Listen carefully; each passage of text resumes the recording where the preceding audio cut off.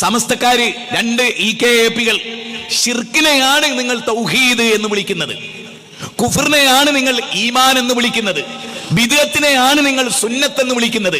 ഈ പരാമർശം നല്ലോണം ശ്രദ്ധിച്ചോളി. എങ്ങനെ? നിങ്ങൾ ശിർക്കിനെയാണ് തൗഹീദ് എന്ന് വിളിക്കുന്നത്. കാരണം ഖുർആനിലെ തൗഹീദ് നിങ്ങൾക്കറിയില്ല, ഖുർആൻ പഠിപ്പിച്ച ശിർക്കും നിങ്ങൾ പഠിച്ചിട്ടില്ല, നിങ്ങളുടെ ഉസ്താദുമാര് പോലും പഠിച്ചിട്ടില്ല. കാരണം നിങ്ങളുടെ ഉസ്താദ് വേറൊരു ഉസ്താദിന്റെ കീഴിൽ ഉസ്താദിന്റെ ശിർക്ക് കേട്ട് വളർന്ന ശിഷ്യനാണ്. പേരോട് ഇന്ന ഉസ്താദിന്റെ ശിഷ്യനാണ്, ആ ഉസ്താദ് അതിന്റെ അപ്പുറത്തെ ഉസ്താദിന്റെ ശിഷ്യനാണ്. ആ ഉസ്താദ് പഠിപ്പിച്ച ശിർക്കല്ലാതെ അതിനെ തൗഹീദായി കണ്ടുകൊണ്ടാണ് വളരുന്നത്. അതുകൊണ്ട് ശിർക്കേത് തൗഹീദേത് എന്ന് മനസ്സിലാവില്ല. കാന്തപുരത്തിന്റെ മകൻ ബദരീങ്ങളോട് ഞാൻ പ്രാർത്ഥിച്ചു എന്ന് പറയുന്നത് എന്തുകൊണ്ടാണ്? കൊട്ടപ്പുറം വാദപ്രതിവാദത്തിൽ ബാപ്പ, പ്രിയപ്പെട്ട ഉപ്പ, മകന്റെ ഉപ്പ, കേരള യാത്ര നടത്തിയ നേതാവ്, അയാൾ എന്ത് പറയണ്ടേ? അയാള് ഉണ്ട്, മൗലവി ഉണ്ട്, അല്ലാത്തവരോട് പ്രാർത്ഥിക്കാൻ തെളിവുണ്ട് എന്ന് ബാപ്പ പറയുമ്പോ ആ ബാപ്പയിൽ നിന്ന് ദീന് പഠിച്ച മകൻ അതേ പറയൂ. അതുകൊണ്ട് നിങ്ങൾ ശിർക്കിനെയാണ് തൗഹീദ് എന്ന് വിളിക്കുന്നത്, നിങ്ങൾ കുഫറിനെയാണ് ഈമാൻ എന്ന് വിളിക്കുന്നത്. അതുകൊണ്ട് നിങ്ങൾക്ക് മനസ്സിലാവില്ല. നേരെ മറിച്ച് ഞങ്ങൾ ഖുർആൻ പഠിക്കുന്നു, ഖുർആനിൽ എന്താണ് കുഫർ, അത് നിങ്ങൾക്കുണ്ടെന്ന് ഞങ്ങൾ പറയുന്നു. കുറ്റം ഞങ്ങളുടേതല്ല, നിങ്ങളുടേതാണ്.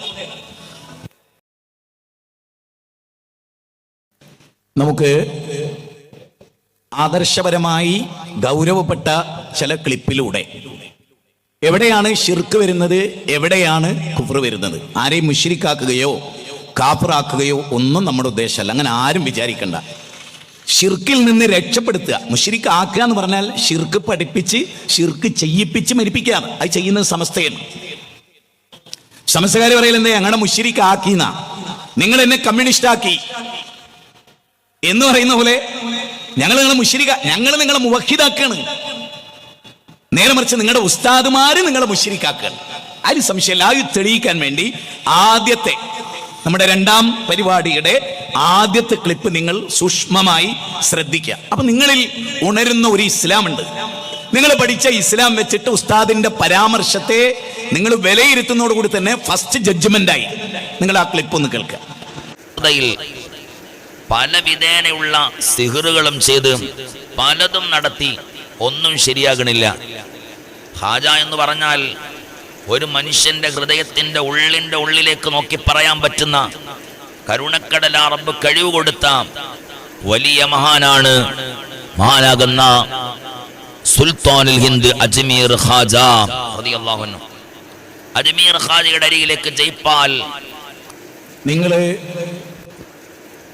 ഈ ക്ലിപ്പിലെ പ്രസക്തമായ ചില ഭാഗങ്ങൾ ഒന്ന്, ഹൃദയത്തിന്റെ ഉള്ളറിയുന്ന ആളാണ് ഖാജ മുഹീദ്ദീൻ ചിശ്തി അജ്മീരി. ഇതാണ് ഒന്ന്. രണ്ട്, അള്ളാഹുവിന്റെ പേരിൽ ഒരു പച്ചക്കള്ളം ഹൃദയത്തിന്റെ ഉള്ളിലുള്ളത് അറിയാനുള്ള കഴിവ് അജ്മീർ ഷെയ്ഖിന് കൊടുത്തിട്ടുണ്ട് എന്നാണ് വലിയുദ്ദീൻ ഫൈസി ഇവിടെ പറയുന്നത്. ഒന്ന്, അള്ളാന്റെ പേരിലുള്ള അതിക്രമമാണ്. അലല്ലാഹിൽ കദിബ്, അള്ളാന്റെ പേരിൽ വമൻ അദ്ലമു മിമ്മൻ, ആരുണ്ട് ഏറ്റവും വലിയ അക്രമി? അലല്ലാഹിൽ കദിബ്, അള്ളാന്റെ പേരിൽ കള്ളം പറയുന്നവനേക്കാൾ വലിയ അക്രമി.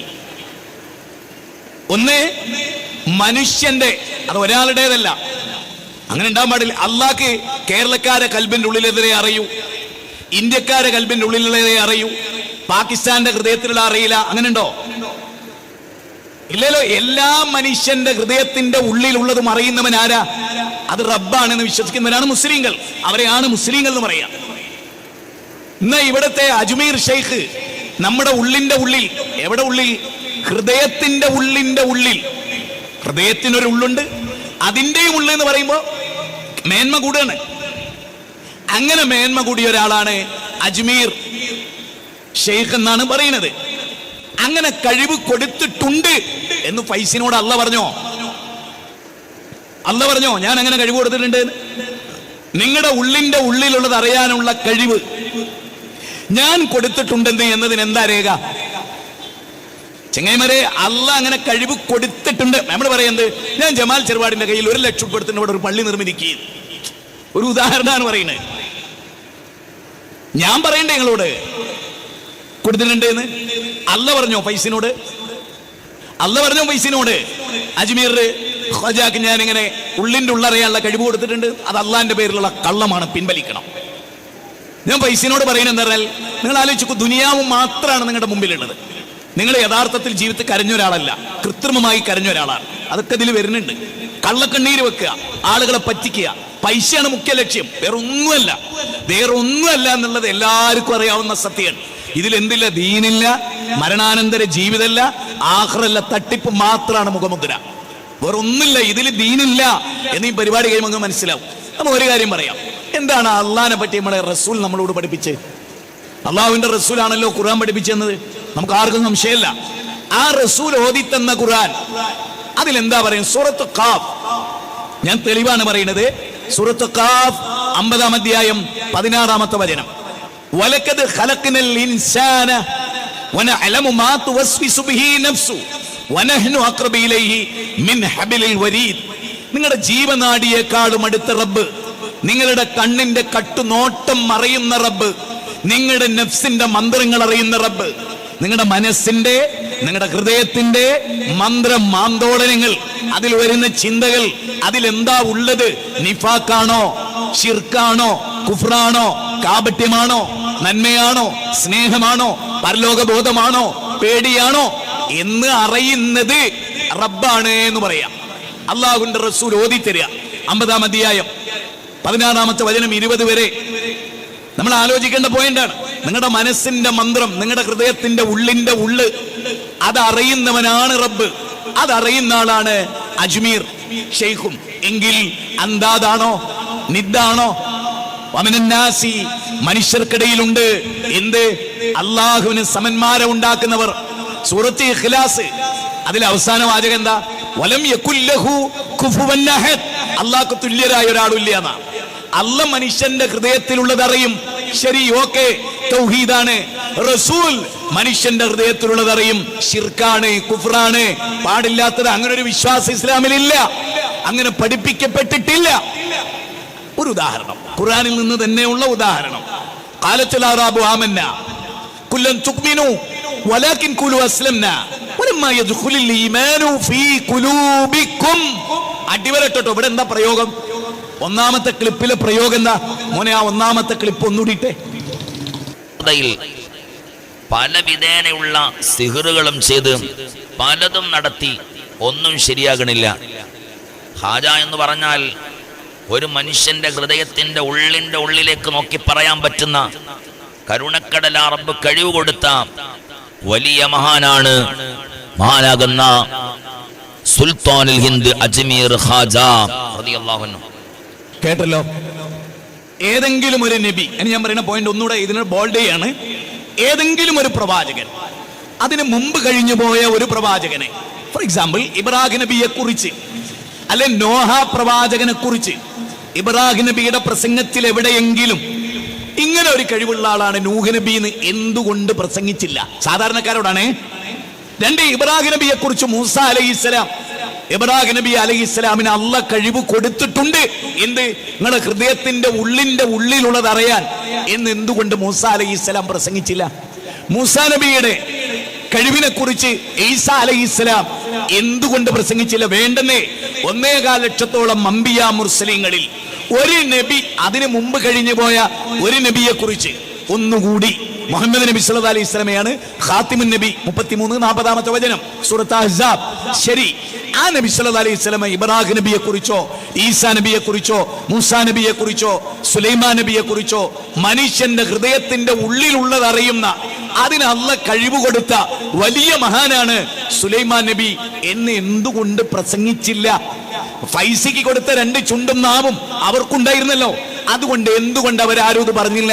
കാരണം അവർക്കറിയാം അത് കുഫ്റാണ്, ഷിർക്കാണ്.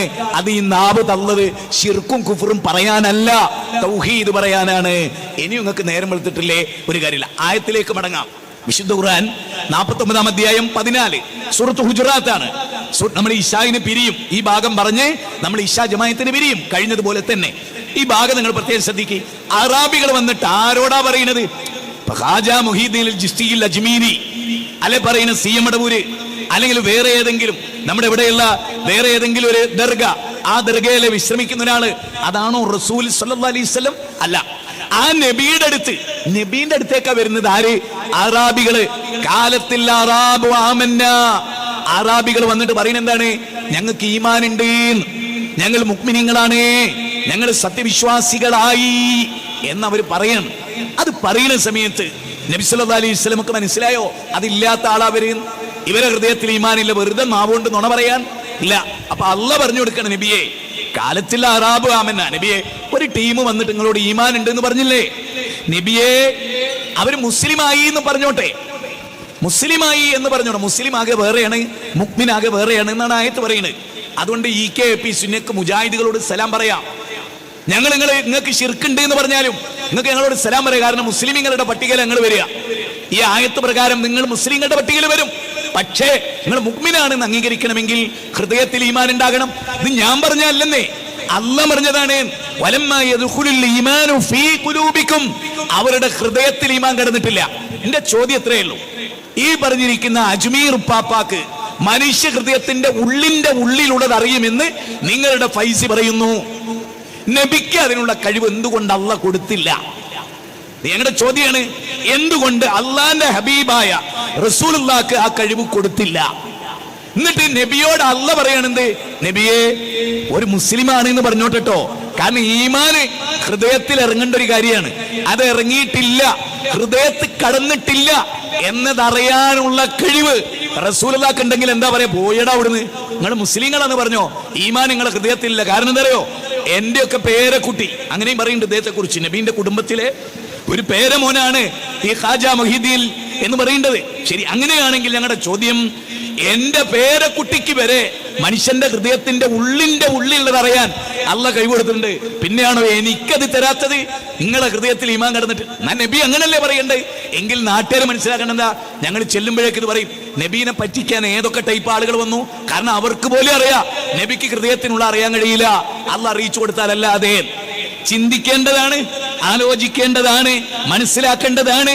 ഖുർആനിന്റെ 49-ാം അധ്യായം 13 തീർന്നില്ല, ഒരു വചനം കൊണ്ട് പറയാം, ഇത് വൈൻഡപ്പ് ചെയ്യാം നമുക്ക്. ഖുർആനിലെ 35-ാം അധ്യായം സൂറത്ത് ഫാത്തിർ 38-ാമത്തെ വചനം, ഇന്നഹു അലീമും ബിദാത്തി സുദൂർ, നിങ്ങളുടെ ഹൃദയത്തിനുള്ളിലുള്ളത് അറിയുന്ന അലീമാണല്ല. അത് തന്നെയാണ് ഹാജാക്കും വെച്ചു കൊടുക്കുന്ന സിഫത്ത്. ഈ പങ്കു ചേർക്കലാണ് ശിർക്ക്. ഈ ശിർക്ക് ചെയ്താൽ വരുന്നത് എന്താണ് ഫൈസി? നിങ്ങൾക്ക് അറിയില്ലേ? നിങ്ങൾ വായിച്ചിട്ടുണ്ടോ? ഉണ്ടെങ്കിൽ നിങ്ങൾ പറ, ഇന്നഹു മൻ യുശ്രിക് ബില്ലാഹ് ഫഖദ് ഹറമല്ലാഹു അലൈഹിൽ ജന്ന. 5-ാം അധ്യായം 72. അല്ലാഹു പങ്കു ചേർത്താൽ നരകമാണ്, സ്വർഗം നിഷിദ്ധമാണ്. അപ്പൊ നിങ്ങൾ ഈ നൂറെ അജ്മീറിലൂടെ വിളിക്കുന്നത് സ്വർഗത്തിലേക്കാണോ, അല്ല ഞങ്ങൾ ടൈറ്റിൽ സ്വീകരിച്ച പോലെ നരകത്തിലേക്കാണോ? ശിർക്കാണെങ്കിൽ നരകത്തിലേക്കാണ്, തൗഹീദാണെങ്കിൽ സ്വർഗത്തിലേക്കാണ്. അപ്പൊ നൂറെ അജ്മീർ എങ്ങോട്ടാണ്? നരകത്തിലേക്കാണ് എന്ന് മനസ്സിലാക്കുക. ഇൻഷാ അല്ലാഹ് ബാക്കി ഇശാ ജമാഅത്തിന് ശേഷം നിങ്ങൾ ഇതുപോലെ വന്നിരിക്കുക. ഇന്നത്തെ പ്രസംഗം നിങ്ങൾക്ക് സവിശേഷമായ പോയിന്റുകളിലൂടെ, പഠിപ്പിക്കലുകളിലൂടെ, പഠനങ്ങളിലൂടെ നമുക്ക് കടന്നു പോകാം. റബ്ബ് ഖൈർ ചൊരിയട്ടെ. അസ്സലാമു അലൈക്കും വറഹ്മത്തുള്ളാഹി വബറകാതുഹു. അസ്സലാമു അലൈക്കും വറഹ്മത്തുള്ളാഹി വബറകാതുഹു. ബിസ്മില്ലാഹിർ റഹ്മാനിർ റഹീം. പ്രിയമുള്ളവരെ, 3 ഖുർആനിക വചനങ്ങൾ മനുഷ്യൻ്റെ ഹൃദയത്തിലുള്ളത് അറിയുന്ന പടച്ചതമ്പുരാനെ കുറിച്ചുള്ള ഖുർആനിൻ്റെ പരാമർശങ്ങൾ. ഈ വിശുദ്ധ ഖുർആനിൻ്റെ ആയത്തുകൾ ഇനി ഞാൻ പറയുന്നത് നിങ്ങൾ ശ്രദ്ധിച്ചോ. ഇത് വിവരിച്ചു തരേണ്ട ബാധ്യത മുത്തുനബിക്കുണ്ടല്ലോ. ആ റസൂലുള്ള പറഞ്ഞോ, റസൂലുള്ളാഹിനെ പറ്റി പറഞ്ഞോ, നിങ്ങളുടെ ഹൃദയത്തിന്റെ ഉള്ളിലുള്ളത്, അതിൻ്റെ ഉള്ളിലുള്ളത് അറിയാനുള്ള കഴിവ് എൻ്റെ റബ്ബ് എനിക്ക് തന്നിട്ടുണ്ട് എന്ന് മുത്തുനബി പറഞ്ഞിട്ടുണ്ടോ? സല്ലല്ലാഹു അലൈഹി വസല്ലം. ചിന്തിക്കണം. എന്നെ ആലോചിച്ച് നോക്കുക. നബി സല്ലല്ലാഹു അലൈഹി വസല്ലമയുടെ അടുത്ത് വന്നിട്ട് ഒരു വിഭാഗം ആളുകൾ, ഞങ്ങൾക്ക് ഖുർആൻ പഠിക്കാൻ ഹാഫിളുകളായിട്ടുള്ള അങ്ങയുടെ അനുചരന്മാരെ പറഞ്ഞയച്ചു തരണം. നബി സല്ലല്ലാഹു അലൈഹി വസല്ലമയുടെ അടുത്ത് വന്നിട്ട് പറയുന്നത്, വിശുദ്ധ ഖുർആൻ ഞങ്ങൾക്ക് പഠിപ്പിക്കുന്നതിന് വേണ്ടി ഹിഫ്ളുള്ള, വിശുദ്ധ ഖുർആൻ മനപ്പാഠമുള്ള ആളുകളെ ഞങ്ങൾക്ക് പറഞ്ഞയച്ചു തരണം. യഥാർത്ഥത്തിൽ അവരുടെ ഹൃദയത്തിൽ കാപട്യമുണ്ട്. ഈ ആളുകളെ കൊല്ലാനാണ് അവരുടെ ലക്ഷ്യം. ഈ ആളുകളെ വന്ന് ഖുർആൻ പഠിച്ച് മനസ്സിലാക്കൽ അവരുടെ ലക്ഷ്യമേ അല്ല. നബി സല്ലല്ലാഹു അലൈഹി വസല്ലമയെ പറ്റിക്കാണ് അവർ ചെയ്യുന്നത്. നബി ആളെ അയച്ചു, 70ഓളം 40ഓളം എന്നൊക്കെ റിപ്പോർട്ട്. അതിൽ ഒരാളൊഴികെ ബാക്കി എല്ലാവരെയും അവർ കൊന്നുകളഞ്ഞു. പ്രവാചകന് വലിയ സങ്കടമുണ്ടായി സല്ലല്ലാഹു അലൈഹി വസല്ലം. നബി അവർക്കെതിരെ ദുആ ചെയ്തു, അല്ലാഹ് ഇടപെട്ട് നിർത്തിച്ചു. ഇതൊക്കെ നമുക്ക് അറിയാവുന്ന ചരിത്രമാണ്. നബിയുടെ അടുത്ത് വന്നിട്ട് അവരിത് പറയുമ്പോ ഹൃദയത്തിന്റെ ഉള്ളിലുള്ളത് അറിയുന്ന ആളാണ് ഈ നബിയെങ്കിൽ അവർ വരുമോ? ഈ മുത്തുപോലെയുള്ള സ്വഹാബത്തിനെ, ഖുർആൻ മനപ്പാടമുള്ളവരെ കൊല്ലാൻ നബി വിട്ടുകൊടുക്കുവോ? സമൂഹമേ, എന്തുകൊണ്ടാണ് നമ്മൾ ആലോചിക്കാത്തത്? എന്താ നമ്മൾ ചിന്തിക്കാത്തത്? കുപ്പിക്കകത്തുള്ള വസ്തുവിനെ പോലെ കാണാൻ ഞാൻ നിങ്ങളുടെ കൽബകമെന്നോവർ. കണ്ണിൽ കാണാത്തതും കൽഭാഗത്തുള്ളതും കൺകൊണ്ട് കണ്ട് പോൽ കാട്ടിപ്പറഞ്ഞോവർ. അബൂബക്കർ സിദ്ദീഖ് റളിയല്ലാഹു അൻഹു നബീനെ പറ്റി ഇങ്ങനെ പാടിയിട്ടുണ്ടോ? മൊയ്തീൻ ശൈഖിനെ പറ്റി പറഞ്ഞ അജ്മീർ അന്ത്യവിശ്രമം കൊള്ളുന്ന ശൈഖിനെ പറ്റിയാ പറയുന്നത്. സീമടൂരിനെ പറ്റിയാ പറയുന്നത്. കുപ്പിക്കകത്തുള്ള വസ്തുവിനെ പോലെ കാണാൻ ഞാൻ നിങ്ങളുടെ കൽബകമെന്നോ പറഞ്ഞു. ഞാൻ റസൂലുള്ളാഹി പറയണ്ടേ, നിങ്ങൾ എന്റെ സ്വഹാബികളെ കൊല്ലം കൊണ്ടുപോവാണ്, നിങ്ങളുടെ ഹൃദയത്തിൽ നിഫാക്കാണ്, ഞാനത് അറിയുന്നുണ്ട്, നിങ്ങളുടെ ഉള്ളിന്റെ ഉള്ളിൽ ഞാൻ അറിയും എന്നവർ പറയണ്ടേ? ഫൈസി പറയണ്ടേ? നിങ്ങൾക്കും മരിക്കണ്ടേ ഫൈസി? ഞാൻ ആലോചിക്കുന്നതാണ്, നിങ്ങൾക്ക് മലക്കുൽ മൗത്ത് വന്നാൽ 16-ാം അധ്യായം 61-ാമത്തെ വചനം, നിങ്ങൾക്ക് മരിക്കണ്ടേ? എന്തിനാ അതൊക്കെ പറയുന്നത്? ഒരു കാര്യം ഉറപ്പല്ലേ, അള്ളാഹുവിലേക്ക് ജനങ്ങളെ അടുപ്പിക്കല്ല. പടച്ചോൻ ആവശ്യമില്ല. കാരണം ഓപ്ഷൻ ഉണ്ടല്ലോ, അല്ലല്ലാത്ത വേറൊരാളുണ്ടെങ്കിൽ. മാത്രമല്ല, ഈ പദെന്താണ്? വായ്പൂടാതുത്തിരം ചെയ്യും ഞാനൊന്നോ പറഞ്ഞ വല്ലേ നിലത്തീന്നും എന്നെ വിളിപ്പോർക്ക് വായ്പൂടാതുത്തിരം അല്ല പോലും പറഞ്ഞിട്ടില്ല. ഉണ്ടോ?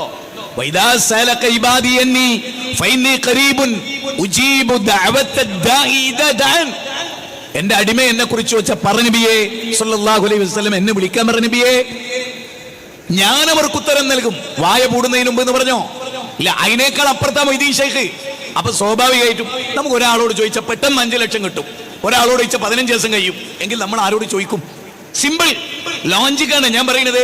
ഇവരുടെ ശൈഖന്മാരുടെ കഴിവ് അള്ളാഹ്ക്കില്ല. അപ്പൊ ജനങ്ങൾ അള്ളാലെ പോവോ?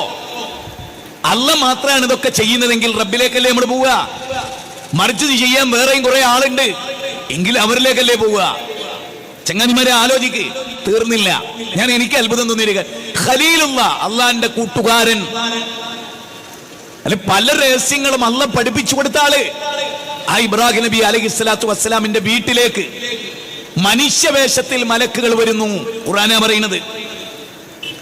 ഇബ്രാഹിം നബിയുടെ അടുത്ത് വന്നു, ഒരു സലാം പറഞ്ഞു, സലാം അടക്കി സ്വീകരിച്ചു, അവരെ ഇരുത്തി. ഭാര്യനെ വിളിച്ചിട്ട് ഇബ്രാഹിം നബിയാണ് പറയുന്നത്. ഇബ്രാഹിം നബി അലൈഹിസ്സലാത്തു വസ്സലാം പറഞ്ഞ് കാളക്കുട്ടീനെ അറുത്ത് പൊരിച്ചു കൊണ്ടുവരാൻ പറഞ്ഞു. പാകപ്പെടുത്തി കൊണ്ടുവന്നു. അവരുടെ കൈകൾ ഭക്ഷണത്തലികയിലേക്ക് നീളുന്നില്ല. ഇബ്രാഹിം നബിക്ക് പേടി തോന്നി. അല്ല പറയാണ്, മുജാഹിദ് ബാലുശ്ശേരി പറയല്ല, അല്ല പറയാണ്. ഇബ്രാഹിം നബിക്ക് പേടി തോന്നി, വന്ന ആളെ കുറിച്ച് പേടി തോന്നി. ഇബ്രാഹിം നബിയുടെ മുഖത്തെ വെപ്രാളം കണ്ടിട്ട് ഇബ്രാഹിം നബി അലൈഹിസ്സലാത്തു വസ്സലാമിനോട് വന്നവർ പറഞ്ഞു, ഞങ്ങൾ കാളക്കുട്ടിനൊന്നും തിന്നുന്നവരല്ല, ഞങ്ങൾക്ക് അതിൻ്റെ ഒന്നും ആവശ്യമില്ല, ഞങ്ങൾ അല്ലാഹ് അയച്ച നബിമാരാണ്, അല്ല മലക്കുകളാണ്, ഞങ്ങൾ വന്നത് എന്തിനാ? നിങ്ങൾക്ക് കുട്ടി ഉണ്ടാകാൻ പോണേ എന്ന സന്തോഷ വാർത്ത അറിയിക്കാൻ. നൂഹ അലൈഹിസ്സലാത്തു വസ്സലാമിന്റെ സമൂഹത്തെ നശിപ്പിക്കാനും, അല്ല ലൂത്ത് അലൈഹിസ്സലാത്തു വസ്സലാമിന്റെ സമൂഹത്തെ നശിപ്പിക്കാനും. ഞാൻ ഈ വാഴക്കാട്ടുകാരോട് ചോദിക്കാണ്, ഫൈസി നിങ്ങൾ ഇത് കേൾക്കണം, നിങ്ങളുടെ ആഖിറ ഓർത്തിട്ടാണ് ഞാൻ നിങ്ങളോട് സ്നേഹത്തോടു കൂടി പറയുന്നത്. ഇബ്രാഹിം നബി അലൈഹിസ്സലാത്തു വസ്സലാമിന് വന്നതാരാന്ന് പോലും മനസ്സിലായില്ല. പിന്നെ ലോല ഹൃദയത്തിലുള്ള അറിയുന്നു. 2 കാര്യമായിരുന്നു അവരുടെ വരവിന്റെ ലക്ഷ്യം. ആ 2 കാര്യം അവർ പറഞ്ഞിട്ട് തന്നെയല്ല. അതിന് മുമ്പ് തന്നെ ഇബ്രാഹിം നബി പേടിക്കുന്നു. ആ വരി മലക്കുകളല്ലേ, നിങ്ങൾ മനുഷ്യരൂപത്തിൽ വന്നല്ലേ എന്ന് ചോദിക്കാൻ ഇബ്രാഹിം നബിക്ക് കഴിയണില്ല. നിങ്ങൾ എന്തിനാണ് ഈ വലിയകളെ വലിയ വലിയ മഹാന്മാരെക്കാൾ മേലെ കൊണ്ടുവെക്കുന്നത്? ഒറ്റ ലക്ഷ്യമേ ഉള്ളൂ, ആളുകളെ പറ്റിക്കുക. അതിനുത്തരം അതാണ്, ആളുകളെ വഞ്ചിക്കുക, അള്ളാഹുവിൽ നിന്ന് സൃഷ്ടികളിലേക്ക് മനുഷ്യരെ കൊണ്ടുപോവുക. സത്യം അതാണ്. യുഹിബ്ബൂന ദുനിയ വയൻസൗനൽ ആഖിറ, ആഖിറത്തിനെ മറക്കുക, ദുനിയാവിനെ ഓർക്കുക. യുഹിബ്ബൂനൽ മാല വയൻസൗനൽ ഹിസാബ, വിചാരണയെ മറന്നു പോവുക, സമ്പത്തിനെ ഇഷ്ടപ്പെടുക. ഫൈസി, ഇതല്ലാത്ത എന്ത് ലക്ഷ്യമാണ്? സ്വന്തം മനസ്സാക്ഷിയോട് ചോദിക്കുക. ഇതിനാണ് ആളുകളെ ചതിക്കുന്നത്. വേണ്ടതേ നിങ്ങൾ ഈ നടത്തുന്ന പോലുള്ള മജ്ലിസ് എന്താണ് അബൂബക്കർ സിദ്ദീഖ് നടത്താതിരുന്നത്? എന്താണ് 10 കൊല്ലത്തെ ഖിലാഫത്തുർ റാഷിദയുടെ ഉമർ ഇബ്നുൽ ഖത്താബിന്റെ കാലത്ത് ഇല്ലാത്തത്? എന്തല്ലാത്തത്? എന്തിന് നമ്മളിപ്പോ പറയുന്നത് എന്താണ്? ഹൃദയത്തിന്റെ ഉള്ളിന്റെ ഉള്ളിൽ അത് അള്ളാഹുവിന് സമന്മാരുണ്ടാക്കലാണ്, അള്ളാഹിനെ പോലെയാണ് അദ്ദേഹം എന്ന് വാദിക്കലാണ്. അത് ശരിയല്ല, അത് ശിർക്കാണ്, കുഫ്റാണ്. അത് ദുനിയാവിൽ ചിലപ്പോൾ വേറെപ്പെട്ടേക്കാം. ആഖിറം എന്താണ് ചിന്തിക്കാത്തത്? യൗമ തുകല്ലബു വജൂഹും ഫിന്നാർ യഖൂലൂന യാ ലൈതനാ അതാന അല്ലാഹ് വഅതാന റസൂലാ. അല്ലാഹുവിനെ റസൂലിനെ പിൻപറ്റിക്കൂടെ നമുക്ക്? തന്നിഷ്ടങ്ങളെ, ഇച്ഛകളെ, പിശാചിട്ട് തരുന്ന തോന്നലുകളെ അത് പിൻപറ്റാതെ റബ്ബിന്റെ കലാമിനെ, ഖൈറുൽ കലാമി കലാമുല്ലാഹ്, അത് നമുക്ക് പിൻപറ്റിക്കൂടെ? യൂനുസ് നബി ആളുകളെ വിട്ടു പോവുകയാണ്, ദേവത്ത് ഫലിക്കുന്നില്ല, ആളുകളുടെ ഹൃദയങ്ങളിൽ മാറ്റത്തിന്റെ മാറ്റലി ഉണ്ടാകുന്നില്ല, മടുത്തു. യൂനുസ് നബി ഇട്ടെറിഞ്ഞു പോവുകയാണ്. കടലിൽ പോയി, കപ്പലിൽ പോയി.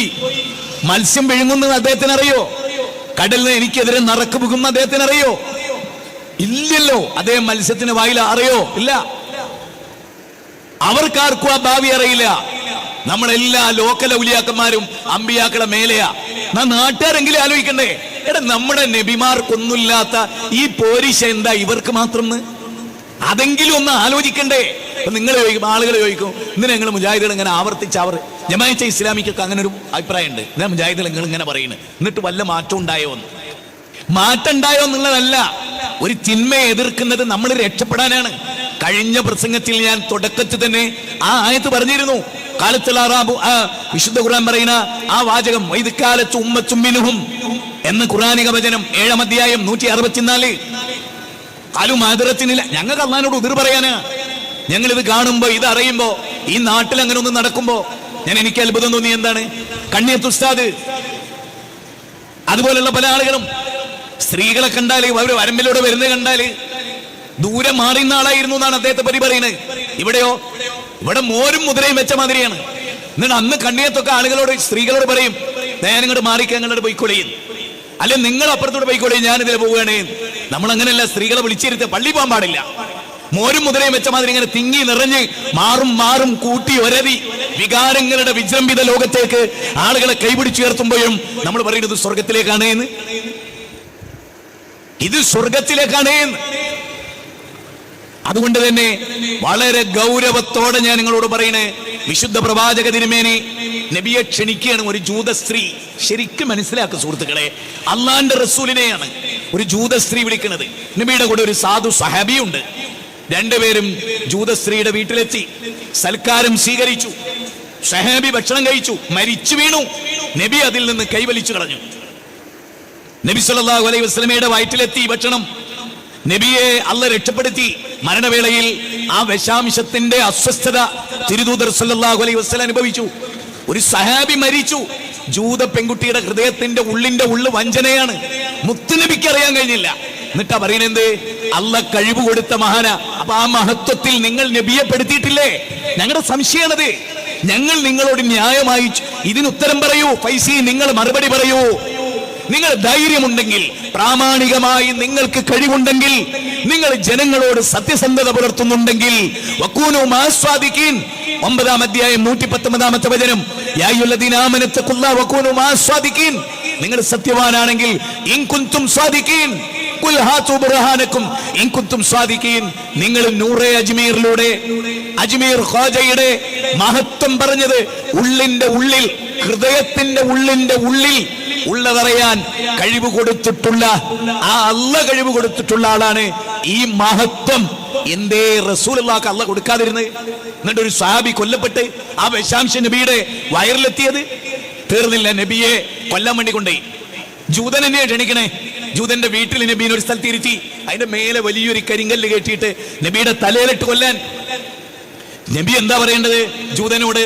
കുപ്പിക്കകത്തുള്ള വസ്തുവിനെ പോലെ കാണാൻ ഞാൻ നിന്റെ കൽബകമെന്നോവർ. അങ്ങനല്ലേ പറയണ്ടേ? ഷെയ്ഖ് ജീലാനി വരെ കുപ്പിക്കകത്തുള്ള കാണുന്ന പോലെ കാണും. ജി എന്റെ പണി എന്നെ കൂട്ടിക്കൊണ്ടിട്ട് കല്ലിന്റെ തലയിലിട്ട് കൊല്ലാനല്ലേ? ജി വേറെ ആളെ നോക്ക്. ഞാൻ ആരാന്ന് അജ്ജി വിചാരിച്ചേ? എന്റെ ഉള്ളിന്റെ ഉള്ളിൽ ഇപ്പൊ നടക്കണ പ്ലാന് ഞാൻ അറിയുന്നുണ്ട് എന്ന് എന്റെ മുത്തുനബി പറയാതിരുന്നത്? ചിന്തിക്ക്, ആലോചിക്കീന്നാ പറയണത്. ഞാനിപ്പോ എന്റെ ഒരു ശൈലി പറയുകയാണെങ്കിൽ, സമസ്തക്കാരെ ഇങ്ങക്ക് തലച്ചോറ് അള്ള തന്നത് എന്തിനാണ്? ഞങ്ങൾക്ക് തന്ന സാധനല്ലേ ഇങ്ങക്കും തന്നത്. എന്താ നിങ്ങൾ ആലോചിക്കാത്ത? നിങ്ങൾക്ക് മുത്തുനബീനെ ചവിട്ടിത്താത്തിയാലും വേണ്ടിയില്ല, അള്ളാനെ ചവിട്ടിത്താത്തിയാലും വേണ്ടിയില്ല, അജ്മീർ പാപ്പാന ഉയർത്തി വെക്കണം. എന്തിന്? എന്ത് പ്രയോജനം? ഞാൻ ഇന്ന് സി എം അടവൂരിന്റെ ചരിത്രം വായിച്ചപ്പോ രാവിലെ സുബൈ കഴിഞ്ഞിട്ട് പൈല് കാണാൻ അദ്ദേഹത്തിന്റെ കാലിന്റെ വിരല് ചീഞ്ഞ് പഴുത്തു. ഡെയിലി 5 തവണയൊക്കെ കുളിക്കും അദ്ദേഹം. അതുകൊണ്ട് ഈ പഴുപ്പിൽ വെള്ളം വന്നിട്ട് അതങ്ങോട്ട് ചീഞ്ഞു. പല ആളുകളും പറഞ്ഞു നിങ്ങൾ ഷുഗർ രോഗിയാണ്, നിങ്ങൾ ഇങ്ങനെ ചെയ്യരുത്, അപകടമാണ്, നമുക്ക് നല്ല ഡോക്ടറെ കാണിക്കാം. എന്നിട്ട് എന്താ പറയുന്നത്? മധുരം മാത്രം തിന്നു അദ്ദേഹം. എത്ര ആര് പറഞ്ഞാലും ഒരു ധിക്കാരം. എന്താ ധിക്കാരം? മധുരം തിന്നുക.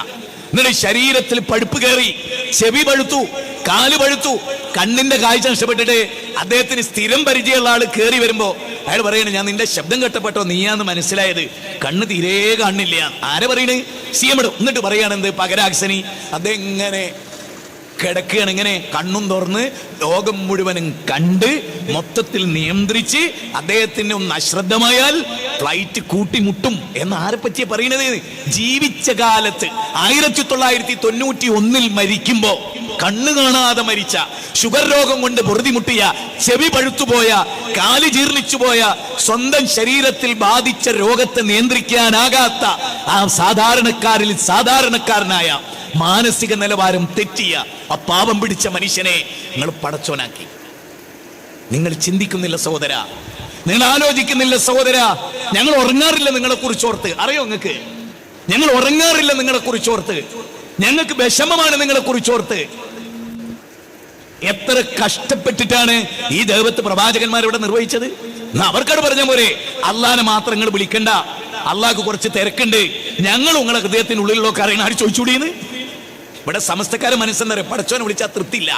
ഞാൻ വെറുതെ പറയല്ല. ഞാൻ എന്തിനാ ഇത് ഇങ്ങനെ പറയുന്നത്? നോക്കൂ നിങ്ങൾ, ഇത് മുസ്തഫൽ ഫൈസി, ഇതൊരു ഫൈസിയാ, പലിശക്കാരൻ ഫൈസി എന്ന് പറയും. മുസ്തഫൽ ഫൈസി എഴുതിയ മൊഹീദ്ദീൻ മാല, ഈ മൊഹീദ്ദീൻ മാല എഴുതിയ പണം അദ്ദേഹത്തിന് ഖുർആൻ വ്യാഖ്യാനം എഴുതണമെന്ന് തോന്നി. ആലോചിക്കണേ, 9-ാം നൂറ്റാണ്ടിൽ നബി വഫാത്തായിട്ട് 9-ാം നൂറ്റാണ്ടിൽ ഉണ്ടായ ഒരു കൃതി പരിഭാഷപ്പെടുത്തിയപ്പോഴാണ് അള്ളാന്റെ ഗ്രന്ഥം പരിഭാഷപ്പെടുത്തിയാൻ തോന്നിയെന്ന് പറഞ്ഞാൽ കഴിഞ്ഞില്ല സുഹൃത്തുക്കളെ. ഇതിൽ പറയുന്ന ഒരു കാര്യം എന്താ അറിയോ? ഇതിന്റെ 416-ാമത്തെ പേജ്, ഏറ്റവും നല്ലത് എന്നൊരു അധ്യായം ഉണ്ട്. എന്താണ് ഏറ്റവും നല്ലത് എന്നൊരു അധ്യായം? ഇതാ, ഞാൻ വെറുതെ പറയല്ല, ഇത് നോക്കണേ, ഏറ്റവും നല്ലത് എന്നൊരു അധ്യായം. ഈ അധ്യായം എന്തിനാ എഴുതിയത് മുസ്തഫൽ ഫൈസി? അതെന്തിനാ നിങ്ങൾ കേട്ടോ? എന്താണ് ഇവർ ചെയ്യുന്നത്? എന്തിനാ അവരിങ്ങനെ ചെയ്യുന്നത്? ദുനിയാവിൽ ജീവിക്കാനാണ്. നിങ്ങൾ ഉസ്താദുമാരെ പോലെ സന്തോഷമായി ജീവിക്കുന്ന ആരുണ്ട് ഈ ദുനിയാവിൽ? ഒരു അധ്വാനവും ഇല്ല. ജനങ്ങളെ പറ്റിക്കുക, പൈസ വാങ്ങാൻ, തിന്നുക, കോടികളുടെ സ്ഥാപനങ്ങൾ ഉണ്ടാക്കുക, അറമാദിക്കുക. വല്ലാഹി ഇതല്ലാതെ എന്താ ഇവിടെ നടക്കുന്നത്? ഞാൻ വായിച്ചു കേൾപ്പിച്ച കേട്ടോളൂ നിങ്ങൾ. 416-ാമത്തെ പേജ്, ഈ പുസ്തകത്തിലെ 416. പിന്നെ മറ്റൊരു കാര്യം, മഹാത്മാക്കളെ മാറ്റി നിർത്തി അടിവരട്ടോ. സമസ്ത എന്താ നിങ്ങൾ അടിവരട്ടോ? മഹാന്മാരെ മാറ്റി നിർത്തി അള്ളാഹുവിനോട് നേരിട്ട് സഹായം ചോദിക്കലാണ് ചോദിക്കുന്നത് നേടാൻ ഏറ്റവും നല്ലത് എന്നതിന് യാതൊരു തെളിവുമില്ല. അപ്പൊ ഒരു കാര്യം മനസ്സിലായി, ഖുർആൻ കണ്ണുകൊണ്ട് കണ്ടിട്ടേ ഇല്ല, പിന്നെ എങ്ങനെ പരിഭാഷപ്പെടുത്തി അറിഞ്ഞുകൂടാ? ഞാൻ പറയണല്ലേ, ചെറിയ മക്കളില്ലേ 2-ാം ക്ലാസ് പഠിക്കണേ, ആ കുട്ടി ഇത് പറയോ? എന്താ വാചകം ഒന്നുകൂടെ കേട്ടെ. പിന്നെ മറ്റൊരു കാര്യം, മഹാത്മാക്കളെ മാറ്റി നിർത്തി അള്ളാഹുവിനോട് നേരിട്ട്, ഉദാഹരണം ശരിക്കും നിങ്ങൾ ചിന്തിക്കണം കേട്ടോ, ഒരു തെളിവില്ലാത്ത പണി ചെയ്ത ആളാണ് ഇബ്രാഹിം നബി. എന്തൊരു കഷ്ടാണല്ലേ. റബ്ബി ഹബിലി മിനസ് സ്വാലിഹീൻ, അത് നേരിട്ടാണോ ഇടയാളനെയാണോ? 37-ാം അധ്യായം 100-ാമത്തെ വചനം എന്താണ്? റബ്ബി ഹബിലി മിനസ് സ്വാലിഹീൻ, പടച്ചോനെ സ്വാലിഹായ കുട്ടിനെ തരണേ. ആരുടെ ദുആ ആണ്? ഇബ്രാഹിം നബിയുടെ. ആരോടാണ്? റബ്ബിനോടാണ്. ഇടയാളനുണ്ടോ? ഇടക്കൊരാളുണ്ടോ? എന്നാണ് ബർക്കത്തോണ്ട് കുട്ടീനെ തരണേ. അല്ലെ മൊയ്തീൻ ഷെയ്ഖ് നിങ്ങളൊന്ന് അള്ളാഹിനോട് പറഞ്ഞു കുട്ടീനെ തരണേ, ഇങ്ങനെയുണ്ടോ? നേരിട്ട് ഇബ്രാഹിം നബി തേടി. എന്റെ ചോദ്യതാണ്, തെളിവില്ലാത്തൊരു കാര്യം ഇബ്രാഹിം നബി ചെയ്തു എന്നാണോ? സക്കരിയ നബി പറയാണ്, വലം മക്കും ബി ദുആഇക റബ്ബി ശഖിയ, നാദാ നിന്നോട് ദുആ ചെയ്യുന്നതിൽ ഞാൻ നിരാശനല്ല, എനിക്ക് കുട്ടികളെ കൊണ്ട് റബ്ബേ, എനിക്ക് കുട്ടികളെ കൊണ്ട്. 3-ാം അധ്യായം 38, 39, 19-ാം അധ്യായം 1, 2, 3, 4. ഞാൻ ചോദിക്കുന്നത് നിങ്ങൾ എന്താ പറയുന്നത്? എന്നിട്ട് മറിച്ച് ചോദിക്കുന്നത് നേടാൻ ഏറ്റവും നല്ലത് അതാട്ടോ അള്ളാഹിനോട് നേരിട്ട് തേടുക എന്നുള്ളതിന് തെളിവില്ല. നിങ്ങളൊന്ന് ആലോചിക്കണം, വിശുദ്ധ ഖുർആനിൽ അത് മാത്രമല്ലേ ഉള്ളത്? നേരിട്ട് തേടിയ ഉത്തരം കിട്ടുന്നു മാത്രല്ലേ ഖുർആനിലുള്ളത്? മാത്രമല്ല അള്ളാഹ് എന്താ പറഞ്ഞത്? സൂറത്ത് ബഖറ 186, എന്നോട് തേടിക്കോളൂ ഞാൻ ഉത്തരം ചെയ്യും. ശരിക്കും അള്ളാഹ് അവിടെ പറഞ്ഞ പോലെ എന്നോട് നേരിട്ട് തേടിയ ഉത്തരം കിട്ടുമെന്ന് വിചാരിക്കണ്ട. ഞാൻ ചില മഹാന്മാരെ അത് അള്ളാഹ് അങ്ങ് പറഞ്ഞ പോരെ. 6000 ചില്ലാണ്.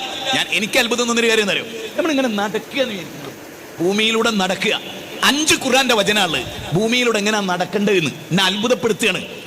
5 ഖുർആന്റെ വചനാണ് ഭൂമിയിലൂടെ എങ്ങനെയാ നടക്കേണ്ടത്. എങ്കിൽ സുഹൃത്തുക്കളെ, തൗഹീദ് ക്ലിയർ ആക്കുന്നിടത്ത് റബ്ബിന് അങ്ങ് പറഞ്ഞാൽ പോരെ. എന്നോട് നേരിട്ട് തേടിയ ഉത്തരം കിട്ടും നിങ്ങൾ വിചാരിക്കണ്ടോ. എന്നോട് നേരിട്ട് തേടുക എന്നുള്ള ഇബിലീസിന്റെ വാദ. ഇബിലീസ് ഇങ്ങനെ വാദിച്ചിട്ടുണ്ട് അള്ളാഹ് പറഞ്ഞാൽ പോരെ. ഇതൊക്കെ ഉസ്താദ്മാർ പറയുന്ന തൊള്ളത്താളല്ലാതെ എന്തെങ്കിലും ഒരു തെളിവുണ്ടോ? ചിന്തിക്കാനാ പറയണേ, ചിന്തിക്കാൻ വേണ്ടി മാത്ര പറയണേ. നിങ്ങൾ ചിന്തിക്കുന്നില്ല എന്നാണ് ഞങ്ങളുടെ ദുഃഖം. കഷ്ടമാണ്, ബേജാറാണ്.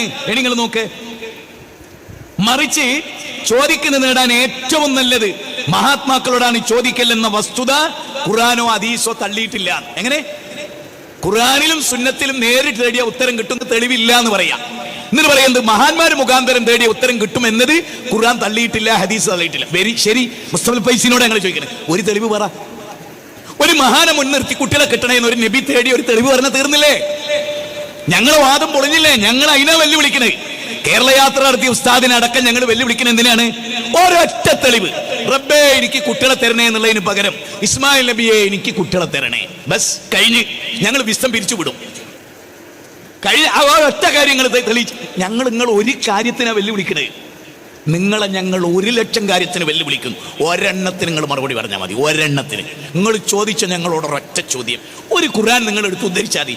രോഗം മാറ്റിത്തരണേ തങ്ങളെ എന്നൊരു ദുആ അള്ളാന്റെ ഖുർആൻ. ഞാൻ ഒരു കാര്യം കൂടെ പറഞ്ഞോട്ടെ, മുസ്ലിം ഉമ്മത്തിന്റെ അവസ്ഥ എന്താ? ഇതുണ്ടെങ്കിൽ ഇത് പണ്ട് എന്റെ ശൈലിയാണെങ്കിൽ ഞാൻ പറയുന്ന വേറൊരു ശൈലിയാണ്. ഇത് കൈകൊണ്ടൊന്നും നേർക്ക് നേരെ തൊടരുത്. ഇതാ ഇങ്ങനെ തൊടുന്ന സാധനം. അത് ഞങ്ങളെ ചൊടിപ്പിക്കുന്നില്ല, പക്ഷേ ഞങ്ങളോട് ആത്മാർത്ഥത, നിങ്ങൾക്ക് ഖുർആനായിട്ട് എന്താ ബന്ധം? സമസ്തക്കാർക്ക് അള്ളാന്റെ ഗ്രന്ഥവുമായി എന്താണ് ബന്ധം? ഞങ്ങൾക്ക് അറിയാൻ താല്പര്യമുണ്ട്. വല്ലാഹി എനിക്കറിയാൻ താല്പര്യമുണ്ട്. നിങ്ങൾ കാന്തപുരം ഉസ്താദിനെയും ജിഫ്രി മുത്തുക്കോയ തങ്ങളെ ഇവിടെ വെച്ചാൽ ഞാൻ അവരോട് ചെറിയ ചോദ്യങ്ങൾ, ഞാൻ അവിടെ പോയിരിക്കും, ഒരു ഉത്തരം പറഞ്ഞാൽ മതി. വല്ലാഹി ഒരു കച്ചറയും ഞങ്ങൾ ഉണ്ടാക്കില്ല. ഒരു രണ്ടാളാണല്ലോ നിങ്ങൾക്ക് ഏറ്റവും വലുത്. ഒരു 2 ആൾ ഇവിടെ വന്നിരുന്നാൽ മതി. ജിഫ്രി മുത്തുക്കോയ തങ്ങളും ഞാൻ അധികവും കാണുന്ന, ട്രെയിനിൽ വളരെ ഉഷാറാ, എന്നെ മാടി വിളിച്ച് സലാം പറയുന്ന ആളാണ് ജിഫ്രി മുത്തുക്കോയ തങ്ങൾ. കഴിഞ്ഞ ആഴ്ച ഞങ്ങൾ ഒന്നിച്ചു പോയപ്പോൾ എന്നോട് ചിങ്ങൾ എങ്ങോട്ടാണ്, ഞാൻ കടലുണ്ടിൽ ഇറങ്ങും, വേണമെങ്കിൽ നിങ്ങൾ ഇവിടെ ഇരുന്നോളി നിന്നോട് മനുഷ്യൻ പറഞ്ഞ അത്ര സാധു. കാന്തപുരം ഉസ്താദിനെ നിങ്ങൾ എടുത്തുകൊണ്ടുവന്നാൽ മതി, ഞാനും കൈ പിടിക്കാം. ഈ കോണി ഇങ്ങോട്ട് കയറാൻ ഒറ്റക്കാവില്ല, വാർദ്ധക്യം കൊണ്ടാ, വേറൊന്നുമല്ല. നിങ്ങൾ ഇവിടെ കൊണ്ടുവന്ന് ഞങ്ങൾ ചില ചോദ്യം ചോദിക്കും ഉസ്താദ്മാരോട്, ഒരു ഉത്തരം പറഞ്ഞാൽ മതി, ഇരുന്നിട്ട് ഉത്തരം പറഞ്ഞാൽ നമുക്ക് വായക്കട്ടർക്ക് കേൾക്കാം. കാന്തപുരത്തിന് ഞങ്ങളോടും ചോദിക്കാം. എനിക്ക് ഉത്തരം അറിയില്ലെങ്കിൽ ഞാൻ അറിയില്ല എന്നോട് പറയും. അറിയുന്ന ആളുകളാണ് കൂട്ടത്തിൽ ഒരു മറുപടിയും പറയും. ഞങ്ങൾ ഇപ്പൊ ചോദിക്കും നിങ്ങളോട് എന്താ അറിയോ? ഞാനിപ്പോ മുഹിദ്ദീമാല വായിച്ചു. ഇനി ഫത്താവ മുഹീസുന്ന പൊന്മള അബ്ദുൽ ഖാദർ മുസ്ലിയാരുടേതാണ്. ഈ കാര്യത്തിലൊന്നും നിങ്ങൾ EKP എതിരെ അഭിപ്രായം ഇല്ലാത്തതുകൊണ്ടാട്ടോ. ഇതിൽ പറയുന്നത് എന്താ അറിയോ? എന്നെ വല്ലാണ്ട് ദുഃഖിപ്പിക്കുന്ന ചില പരാമർശങ്ങൾ നിങ്ങളുടെ നേതാക്കന്മാർ. ചോദ്യം, മൊയ്തീൻ ശൈഖെ രക്ഷിക്കണേ, ബദരീങ്ങളെ കാക്കണേ എന്നിങ്ങനെ മരിച്ചുപോയവരെ വിളിച്ച് പ്രാർത്ഥിക്കുന്നത് അനുവദനീയമാണോ? ഇസ്തിഹാസ നടത്തുന്നത് അനുവദനീയമാണോന്നല്ല, വിളിച്ച് പ്രാർത്ഥിക്കുന്നത് അനുവദനീയമാണോ? അതാണ് ചോദ്യം. അതിന് പൊന്മളന്റെ ഉത്തരം എന്താണ്? ഉത്തരം അനുവദനീയമാണ്. എന്തിന്? അല്ലല്ലാത്തോലെ ഇബാദത്ത് ചെയ്യൽ അനുവദനീയമാണ്. എങ്കിൽ അതിന്റെ പേരല്ലേ ശിർക്ക്? അടുത്ത മറുപടി എന്താണ്? ഖുർആനിലും ഹദീസിലും ഇത് പറഞ്ഞിട്ടുണ്ട്. എന്ത് മൊയ്തീൻ ശൈഖെ രക്ഷിക്കണേ, ബദരീങ്ങളെ കാക്കണേ, നിങ്ങൾക്ക് പ്രാർത്ഥിക്കാമെന്ന് ഖുർആനിൽ പറഞ്ഞിട്ടുണ്ട്. പൊന്മളന്ന് ജീവിച്ചിരിക്കുന്ന ആളാ, നിങ്ങൾ കൊണ്ടുവന്നോളൂ. നിങ്ങളൊരു ഡേറ്റ് ഫിക്സ് ചെയ്ത് പൊന്മളനെ കൊണ്ടുവന്നിട്ട് ഇതിനൊരു ആയത്ത് ഓതാൻ പറ, ഇതിനൊരു ഹദീസ് ഉദ്ധരിക്കാൻ പറ. എന്നിട്ട് പറയുന്നത് എന്താണ്? വിശുദ്ധ ഖുർആൻ അനുവദനീയമാണെങ്കിൽ വിശുദ്ധ ഖുർആനിലോ ഹദീസിലോ തെളിവുണ്ടോ എന്നാണ് ചോദ്യം. അവർ പറയുന്നത് തെളിവുണ്ട്. എന്നിട്ടൊരു ആയത്ത് ദുർവ്യാഖ്യാനിക്കാണ്. ഇന്നമാ വലിയുക്കും അല്ലാഹ് എന്നുള്ള ആയത്ത് സൂറത്ത് മാഇദ. ആയത്തിന്റെ അർത്ഥവും അതല്ല, ആശയവും അതല്ല, സന്ദർഭവും അതല്ല, അതിന്റെ സബബുൻ നുസൂല് വേറെയാണ്. അതിന്റെ കോണ്ടസ്റ്റ് വേറെയാണ്, ഞാൻ ആ ഭാഗത്തേക്ക് കിടക്കണില്ല. ഇവരുടെ വാദം എന്താണ്? മരിച്ചുപോയ മഹാന്മാരെ വിളിച്ച് പ്രാർത്ഥിക്കാന്ന് മാത്രമല്ല, അവർ മുഖാന്തരേ റബ്ബിലേക്ക് പോകാവൂ, നേരിട്ട് തേടിയിട്ട് കാര്യമല്ല. ഇനി അങ്ങനെ ആണെങ്കിൽ ഞങ്ങളൊരു ചോദ്യം ചോദിച്ചോട്ടെ നിങ്ങളോട്. ആ ചോദ്യം നമ്മൾ ശരിക്കും മനസ്സിലാക്കാൻ വേണ്ടിയാണ്. മോനെ, ആ 4ാമത്തെ ക്ലിപ്പ് ഒന്നിട്ടെ.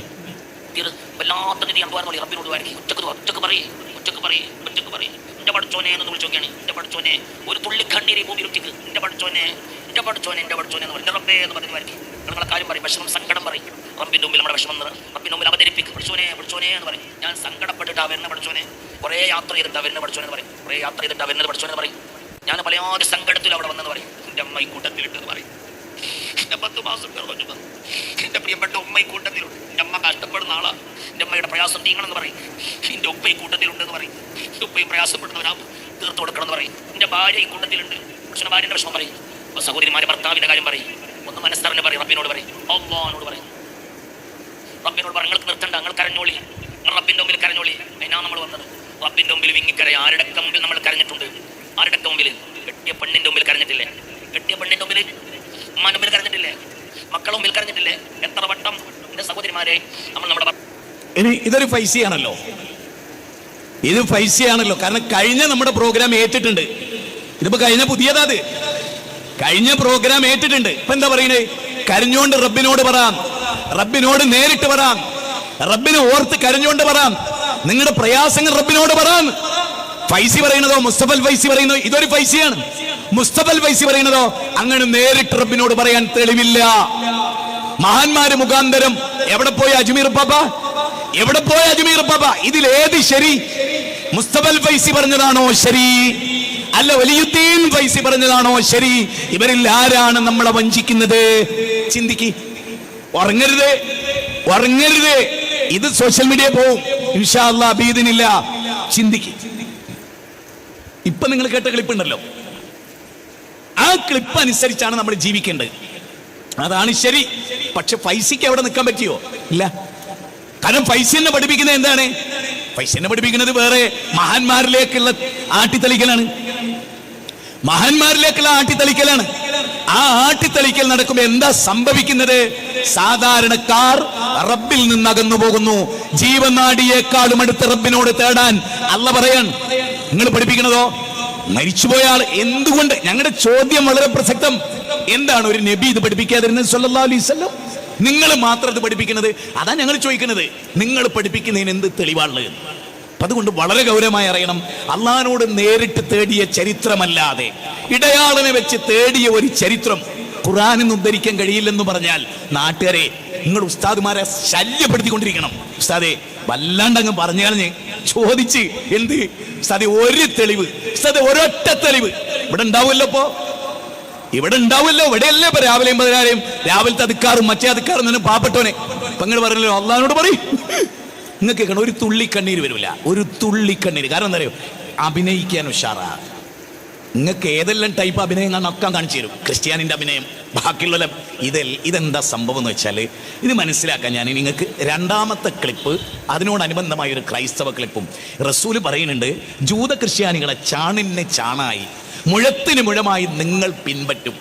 അള്ളാഹുവിന്റെ റസൂൽ സല്ലല്ലാഹു അലൈഹി വസല്ലമയുടെ പ്രവചനമാണ്. അത് പുലരാതിരിക്കോ? അത് പുലരുന്നു. അതിന്റെ തെളിവാണ്. നിങ്ങൾ 2ാമത്തെ ക്ലിപ്പ് ഒന്ന് കേട്ടെ.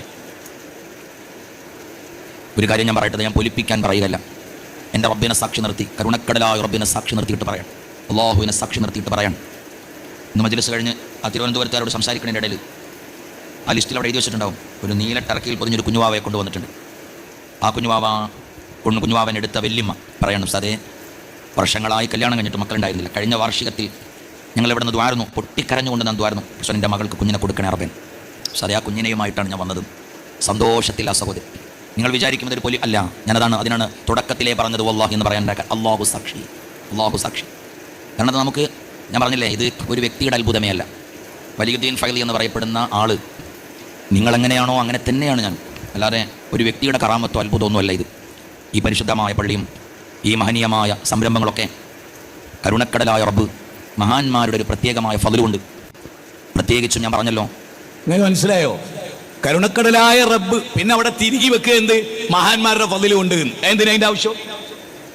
മുഹമ്മദ് നബി സല്ലല്ലാഹു അലൈഹി വസല്ലമയുടെ ഏതെങ്കിലും ഒരു ദൈവത്തിൽ അങ്ങനെ ഉണ്ടായിട്ടുണ്ടോ? കരുണക്കടലായ റബ്ബും പൂർവ്വ പ്രവാചകന്മാരുടെ ബർക്കത്ത് കൊണ്ടും ഉണ്ടോ? എന്തിനാ നിങ്ങളത് എന്താ ഇവിടെ പറയുന്നത്? ഇവിടുത്തെ മജ്ലിസിന്റെ മേന്മയും പ്രത്യേകതയും പറയാ. എന്ത് കുട്ടിണ്ടായി ഇവിടെ ദുആ ചെയ്തപ്പോ ഇവിടെ എന്തോ ഒരു പ്രത്യേകത ഉണ്ട്.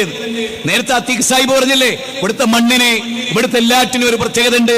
അത് വരിച്ചു തീർക്കുക, അതിവിടെ കച്ചവടവൽക്കരിക്കുക, മാർക്കറ്റിംഗ് സ്ട്രാറ്റജി രൂപീകരിക്കുക.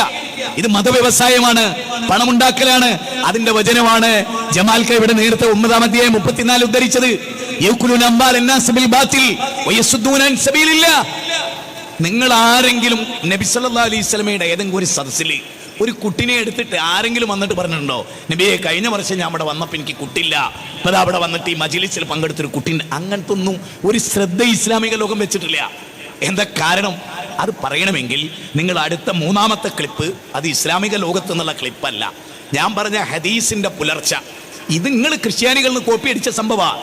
ഈ രോഗ ശുശ്രൂഷ, ശാന്തി ചികിത്സ, ഈ കരിസ്മാറ്റിക് അതുപോലുള്ള ഈ അത്ഭുതങ്ങൾ, ഇതെല്ലാം ശരിക്കും നിങ്ങൾ ക്രിസ്ത്യാനികളിൽ നിന്ന് കടമെടുത്തതാണ്. ഈ കടമെടുക്കലാണ്. അതുകൊണ്ടാണ് റസൂൽ പറഞ്ഞത്, നിങ്ങളവരെ ശിബറംബി ശിബറിൻ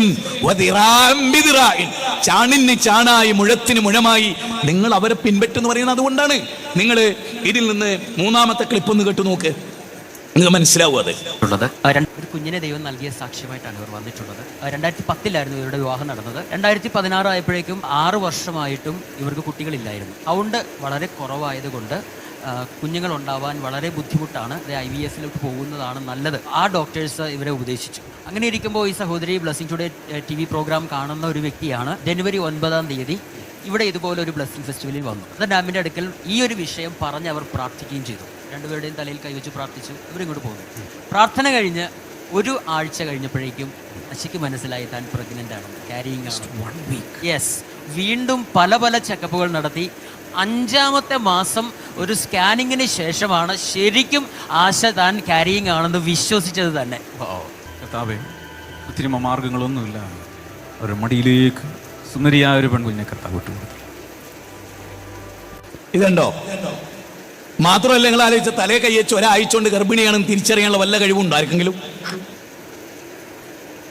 ബീജവും മണ്ഡവും കൂടി ചേർന്ന് ഇത്ര ദിവസത്തിനുള്ളിലല്ലാതെ ഏതെങ്കിലും ഒരു ടെക്നോളജി ഉപയോഗിച്ച് ഈ കള്ളത്തരം പറയാ. ഈ പള്ളിയിലച്ചന്മാരുടെ ഈ പ്രചരണത്തിൽ നിന്ന് കോപ്പി അടിച്ചതാ നിങ്ങള്. അപ്പൊ അവിടെ എന്തുണ്ട്? ഇതേ സംഭവം ഉണ്ട്.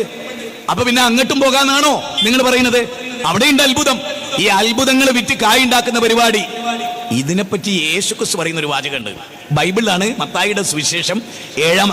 ഈ വാചകം ഒരു ക്രിസ്ത്യാനിനെ ഇസ്ലാമാക്കിയിട്ടുണ്ട് കേട്ടോ, എൻ്റെ അറിവിൽ. തിരുവനന്തപുരത്ത് ഞാൻ സാക്ഷി. അതിന് ആ കുട്ടിക്ക് ഷാത്തിയൽമ ചൊല്ലിക്കൊടുക്കാൻ എനിക്ക് അവസരം ഉണ്ടായിട്ടുണ്ട്. ഏതാ? ഈസാ നബി ഇപ്പൊ പറഞ്ഞ ഈ പള്ളിയിലച്ഛനും ഈ ടീമുണ്ടല്ലോ, അങ്ങനത്തെ ഒരുപാടെണ്ണുണ്ട്. നമ്മൾ കാണിച്ചു തരും, നിങ്ങൾക്ക് മനസ്സിലാക്കാൻ വേണ്ടിയാണ് ഇതൊക്കെ എന്താണ് എന്നുള്ളത്. മതത്തെ വിറ്റ് കായുണ്ടാക്കുന്നതിൻ്റെ ഒരു രൂപം പഠിപ്പിച്ചിരുന്നത് നിങ്ങൾ നോക്കി. ഈസാ നബി പറയണം, മത്തായിയുടെ സുവിശേഷം 7-ാം അധ്യായം 21, 22, 23 വചനങ്ങളാണ്. പരലോകത്തെത്തിയിട്ട് ഈസാ നബി പറയുന്നതായിട്ട് ബൈബിൾ പറയാണ്, കർത്താവേ കർത്താവേ എന്ന് എന്നെ വിളിക്കുന്ന ഏവനുമല്ല സ്വർഗസ്ഥനായ എന്റെ പിതാവിന്റെ ഹിതം ചെയ്യുന്നവരത്രേ സ്വർഗരാജ്യത്തിൽ പ്രവേശിക്കുന്നത്. കർത്താവേ, നിന്റെ നാമത്തിൽ ഭൂതപ്രേത പിശാചുക്കളെ ഞങ്ങൾ പുറത്താക്കിയല്ലോ, പല അത്ഭുതങ്ങളും ഞങ്ങൾ കാണിച്ചല്ലോ എന്ന് നിങ്ങൾ എന്നോട് പറയുമ്പോൾ, ദുഷ്ടജനങ്ങളെ മാറിപ്പോയി, നിങ്ങളെ എനിക്ക് പരിചയമില്ല, ദൂരെ പോയി, സുഹ്കൻ സുഹ്കൻ എന്ന് മുത്തുനബി പറയുന്ന പോലെ ഈസാ നബി ക്രൈസ്തവരോട് പറയുന്ന ആ കാര്യത്തിൽ 2 കൂട്ടരും ഒരേ വികാരം അനുഭവിക്കുന്നവരാണ്. നിങ്ങൾ ആലോചിക്കണം. നമ്മൾ ചിന്തിക്കേണ്ട പോയിന്റ്, കുട്ടികളെ കിട്ടാൻ വേണ്ടി ഇസ്ലാം പഠിപ്പിച്ച മാർഗം എന്താ? ഇത് പറഞ്ഞു കൊടുക്കണ്ടേ? വലീദീൻ ഫൈസിയോട് ഞാൻ പറയണം, നിങ്ങൾ നന്നാവണം. നിങ്ങൾ വെള്ളക്കുപ്പായിട്ടിരിക്കുന്നു, നിങ്ങൾ താടി നീട്ടിയിരിക്കുന്നു, നിങ്ങൾ തലപ്പാവ് ധരിച്ചിരിക്കുന്നു, നിങ്ങൾ ഭക്തി നിർഭരം ആളുകളെ പറ്റിക്കാൻ ശ്രമിക്കുന്നു. നിങ്ങൾക്ക് എന്തുകൊണ്ടാണ് നിങ്ങൾ സ്വന്തമായി ഈ ശവമഞ്ചത്തിലേറി പള്ളിക്കാട്ടിലേക്ക് പോകുന്നതിനെ കുറിച്ച് എന്തേ നിങ്ങൾ ഒറ്റക്ക് ആലോചിക്കാത്തത്? നിങ്ങൾ നോക്കൂ, വിശുദ്ധ ഖുർആൻ, വാർദ്ധക്യത്തിലെത്തിയ ഒരു നബി, ഭാര്യ വന്ധ്യയാണ്, കുട്ടി ഉണ്ടാവൂല. പക്ഷെ വലമക്കും റബ്ബി ശഖിയ്യ, റബ്ബിനോട് ദുആ ചെയ്യാണ്. റബ്ബിനോട് ദുആ ചെയ്തിട്ട് കുട്ടിനെ കിട്ടുകയാണ്. ഹുനാലിക ദഅ സക്കറിയ റബ്ബഹു എന്നാണ് ഖുർആൻ 3-ാം അധ്യായം 39 പറയുന്നത്. അവിടെ വെച്ച് സക്കറിയ നബി ഒരു കുട്ടിനെ തരണേ എന്ന് ദുആ ചെയ്യാണ്. ആ ദുആന്റെ അനന്തരഫലമായി കുട്ടിനെ കിട്ടുകയാണ്. ആലോചിച്ചു നോക്കണം, കുട്ടിനെ കിട്ടുകയാണ്. നമ്മൾ ശരിക്കും ആലോചിക്കേണ്ട പോയിന്റാണ്. മാത്രമല്ല നൂഹ് നബി അലൈഹി സ്വലാത്തു വസ്സലാം ജനങ്ങളെ പഠിപ്പിച്ചൊരു ദീനുണ്ട്. നൂഹ് നബീനെ പറ്റി എന്താ പറയുക? ഇഖാമത്തുദ്ദീൻ. അദ്ദേഹം ദീന് പഠിപ്പിച്ച ആളാണ്, അതിന് നേർക്ക് നേരെ നിലനിർത്തിയ ആളാണ്. 42-ാം അധ്യായം 21-ാമത്തെ വചനം. അവിടെ നൂഹ് നബി അവരോട് പറയുന്നത് ഫഖുൽതുസ്തഗ്ഫിറൂ റബ്ബക്കും ഇന്നഹു കാന ഗഫാറ യുർസിലിസ് സമാഅ അലൈക്കും മിദ്റാറ വയുംദിദുക്കും ബിഅംവാലിൻ വബനീന വയജ്അൽ ലക്കും ജന്നാത്തിൻ വയജ്അൽ ലക്കും അൻഹാറ മാ ലക്കും ലാ തർജൂന ലില്ലാഹി വഖാറ. നിങ്ങൾ അല്ലാഹുവിന് ഒരു വക്കാറത്ത് കാണാത്ത? നിങ്ങൾക്ക് അല്ലാഹുവിനോട് നിങ്ങൾ ഇസ്തിഗ്ഫാർ നടത്തിയാൽ നിങ്ങൾക്ക് അല്ലാഹു കുട്ടിനെ തരും. അല്ലാഹു കുട്ടിനെ തരും, അരുവി ഒഴുക്കി തരും. അല്ലാഹുവിനോട് ഇസ്തിഗ്ഫാർ നടത്തിയാൽ അതല്ല ഇവിടെ നടക്കുന്നത്. ആ വഴി ഒരു സ്വഹാബി വേറൊരു സ്വഹാബിയോട് പറയാണ് കല്യാണം കഴിഞ്ഞ് കുട്ടിയില്ല. അപ്പൊ ആ സ്വഹാബി ഈ സ്വഹാബിയോട് പറയാണ് സൂറത്ത് നൂഹ് വായിച്ചിട്ടില്ലേ? ഫഖുൽതുസ്തഗ്ഫിറൂ റബ്ബക്കും ഇന്നഹു കാന ഗഫാറ. അല്ലാഹുവിനോട് ഇസ്തിഗ്ഫാർ നടത്തിയാൽ അല്ലാഹു കുട്ടിനെ തരും. അതോടൊപ്പം ഖുർആൻ പറയുന്നുണ്ട് ചിലർക്ക് ആണും പെണ്ണും തരും, ചിലർക്ക് ആണിനെ മാത്രം തരും, ചിലർക്ക് പെണ്ണിനെ മാത്രം തരും, ചിലർക്ക് കുട്ടിനെ തരൂല. നിങ്ങളെ കുറിച്ച് അറിയാവുന്നത് റബ്ബിനാണ്. ഉപജീവനം ചിലർക്ക് കൂടുതൽ കൊടുക്കും, ചിലർക്ക് കുറച്ചു കൊടുക്കും. എല്ലാം നിയന്ത്രിക്കുന്നത് പടച്ചവനാണ് എന്ന് പഠിപ്പിക്കുന്നതിന് പകരം, പടച്ചവനോട് തേടുന്നതിന് പകരം ഈ ശൈഖിന് ആ ശൈഖിന് അപ്പുറത്തെ ശൈഖിന് ഇപ്പുറത്തെ ശൈഖിന് കുട്ടിനെ തരാനും മരിച്ച കുട്ടിനെ ജീവിപ്പിക്കാനും ആണിനെ പെണ്ണാക്കാനും പെണ്ണിനെ ആണാക്കാനും ഒക്കെ കഴിവുണ്ടെന്ന് പറഞ്ഞ് നിങ്ങൾ ക്ഷണിക്കുന്നത് എങ്ങോട്ടാ? ഔലിയാക്കളിലേക്കാണ്. അതുകൊണ്ടാണ് അലാലില്ലാഹി ദീനുൽ ഖാലിസ് വല്ലദീന തഖദൂ മിൻ ദൂനിഹി ഔലിയാ. അല്ലാഹു പുറമെ നിങ്ങൾ ഔലിയാക്കളിലേക്ക് ഓടുന്നു. ഖുർആന്റെ പ്രയോഗമാണ് 39-ാം അധ്യായം 3. ഔലിയാക്കളുടെ പിന്നാലെ പോകുന്നു. കഷ്ടമല്ലേ ഇത്? എന്ന് നിങ്ങൾ പറയുന്നത് എന്താണ്? അല്ലാഹുലേക്ക് ഈ മഹാന്മാര് ഞങ്ങൾ അടുപ്പിക്കുന്നു. മക്കാ മുശ്രിക്കുകൾ പറഞ്ഞ ഈ വാചകം സമസ്തയും തമ്മിൽ വലിയ ബന്ധല്ലേ? ഈ മഹാന്മാരെ അള്ളാഹുലേക്ക് ഞങ്ങൾ അടുപ്പിക്കും. അല്ല നിങ്ങൾ പറയുന്നത്? അല്ലെങ്കിൽ നിങ്ങൾ പറ അല്ലാന്ന്. അബൂജഹലിന്റെ വിശ്വാസം അല്ല ഞങ്ങൾക്ക് നിങ്ങൾ തെളിയിക്ക്. ഇവിടെ വരെ നിങ്ങൾ അടുത്ത ആഴ്ച ഡേറ്റ് ബുക്ക് ചെയ്യേ, പോലീസ് പെർമിഷൻ തരും. നിങ്ങൾ പ്രസംഗിക്ക്, ജനങ്ങൾ കേൾക്കട്ടെ. ഞാൻ ഈ പറഞ്ഞ വിഷയത്തിന് നിങ്ങൾ മറുപടി പറ. എത്ര പ്രാസംഗികരുണ്ട് നിങ്ങൾക്ക്? നിങ്ങൾ എന്താ അനങ്ങാത്തത്? അനങ്ങി അങ്ങ് അറിയപ്പെടുന്നു, അനങ്ങി അങ്ങ് അറിയപ്പെടുന്നു, പറഞ്ഞേ ഞങ്ങൾ പെടും. നിങ്ങൾക്കറിയാം ഞങ്ങളുടെ കയ്യിൽ മൂർച്ചയേറിയ ആയുധമുണ്ട്, അത് ഖുർആനാണ്. പിച്ചാത്തി മുട്ടെത്തിയൊന്നല്ല. സുന്നത്തുൽ ഇഹ്സാനിയുടെ കയ്യിൽ ചേകന്നൂരിനെ ശരിയാക്കുമ്പോൾ, മതിലകത്ത് 5 പേരെ നിങ്ങൾ കൊല്ലുമ്പോൾ, പെണങ്ങോട് നിങ്ങൾ കമ്പിടിച്ച് കെട്ടി ഉദയത്തിന്റെ ഇറച്ചിക്ക് പകരം മറ്റൊന്റെ കഴുത്തിറക്കുമ്പോൾ, ഈ ഓമശ്ശേരി നിങ്ങൾ തട്ടുമ്പോൾ നിങ്ങളുടെ കയ്യിലുള്ള ആയുധമൊന്നും ഞങ്ങൾ എടുത്തില്ല. എന്നിട്ട് നിങ്ങൾ മനുഷ്യർക്കൊപ്പമാണ്. ഇപ്പോൾ തരക്കിടില്ല. അത് പറയേണ്ട ഒരു ഘട്ടം വരും, അന്ന് ഞാനത് പറയും. ഞാൻ പറയുന്നത് നിങ്ങൾ ശരിക്ക് ചിന്തിക്ക്. എന്തൊക്കെയാണ്? മാത്രമല്ല നിങ്ങൾ കേൾക്കണോ? മരിച്ച കുഞ്ഞിനെ ജീവിപ്പിച്ച കഥ, അജ്മീർ പാപ്പാന്റെയും അതുപോലുള്ള ആളുകളുടെയും കഥ പറയാം. കുഞ്ഞിനെ ജീവിപ്പിച്ച കഥ നിങ്ങൾ ആലോചിച്ച് നോക്ക്. ആ 2ാം ക്ലിപ്പിന്റെ തൊട്ട് നമ്മൾ പറഞ്ഞിട്ടുള്ള ആ ഭാഗം തൊട്ട് ഹജപ്പാപ്പ ഇങ്ങനെ വയന്ന് പറയുന്ന സമയത്ത് ഒരു ഉമ്മ വന്നിട്ട് കരയുന്നു, വല്ലാതെ കരയുന്നു, ശക്തമായി കരയുന്നു. ഹാജപ്പാപ്പ പറഞ്ഞു, ആരാണ്, എന്തിനാ ഒരു ബീവി കരയുന്നല്ലോ, ഒരു പെണ്ണ് കരയുന്നല്ലോ? അന്വേഷിച്ചു, അത് വിളിച്ചു. എന്താ? അവർ പറഞ്ഞു, എൻ്റെ മോനെ മരിച്ചു കിടക്കുക. ഹാജപ്പാപ്പ, എനിക്കൊരു മോനാണ്, എനിക്ക് എൻ്റെ മോനെ ഹയാത്തായി കിട്ടണം. കരയാൻ തുടങ്ങി. ഹാജപ്പാപ്പ പെട്ടെന്ന് മനസ്സിലെയ്യുന്ന ആളാണ്. അല്ലാ, അവിടെ നിന്ന് ഉടനെ എന്താ ചെയ്തത്? പരിഹാരം. വേഗം കുറച്ചാളെയും കൂട്ടി വേഗം ആ വീട്ടിലേക്ക് പോകുന്നു. മരിച്ചു കിടക്കുന്ന ആ മയ്യത്തിൻ്റെ അടുത്ത് എന്ന് തുണി ഇങ്ങോട്ട് മാറ്റിയിട്ട് കുമ്പി ഇതിനില്ല, മോനെ എഴുന്നേൽക്ക്, മോനെ എഴുന്നേൽക്കുന്നു. മാഷാ അല്ലാഹ്, ഒന്ന് തടവിക്കൊടുക്കുന്നു, ഹയാത്താക്കുന്നു. ജഗത്തീനെ ജീവൻ ഇടിച്ചോർ. വളരെ സിമ്പിളായി കൈകാര്യം ചെയ്യാൻ ഹാജപ്പാപ്പൻ്റെ ലോകം അതായത് ഒന്ന് തടവിയാൽ, ഒരു സ്പർശനം, ഒരു ദർശനം, അയാൾ അത്ഭുതങ്ങളായിട്ടാണ്. സഹോദരങ്ങളെ, നിങ്ങൾക്ക് ദീനറിയാത്തതിന്റെ വലിയ തയ്യാറായി കാണുന്നു. ഞാൻ ചില ചോദ്യങ്ങൾ അങ്ങോട്ട് ചോദിച്ചോട്ടെ. ഒന്ന്, നിങ്ങൾ പറയുന്ന ഹാജ ഷെയ്ഖ് മനസ്സ് ലോല ഹൃദയമുള്ള ആളാണ്. ഉമ്മാന്റെ കരച്ചിൽ എന്താണ്? എന്റെ കുട്ടി മരിച്ചു, എന്റെ കുട്ടിനെ ജീവിപ്പിച്ചു തരണം. എന്താണ് കാര്യം? ഇവിടെ 2-3 പ്രശ്നങ്ങളില്ലേ? ഇസ്ലാമിക ചരിത്രത്തിൽ മരിച്ച കുട്ടിനെ ജീവിപ്പിക്കാൻ വേണ്ടി നബിമാരെടുത്ത് കൊണ്ടുവരുന്ന ആരെങ്കിലും ഉണ്ടോ?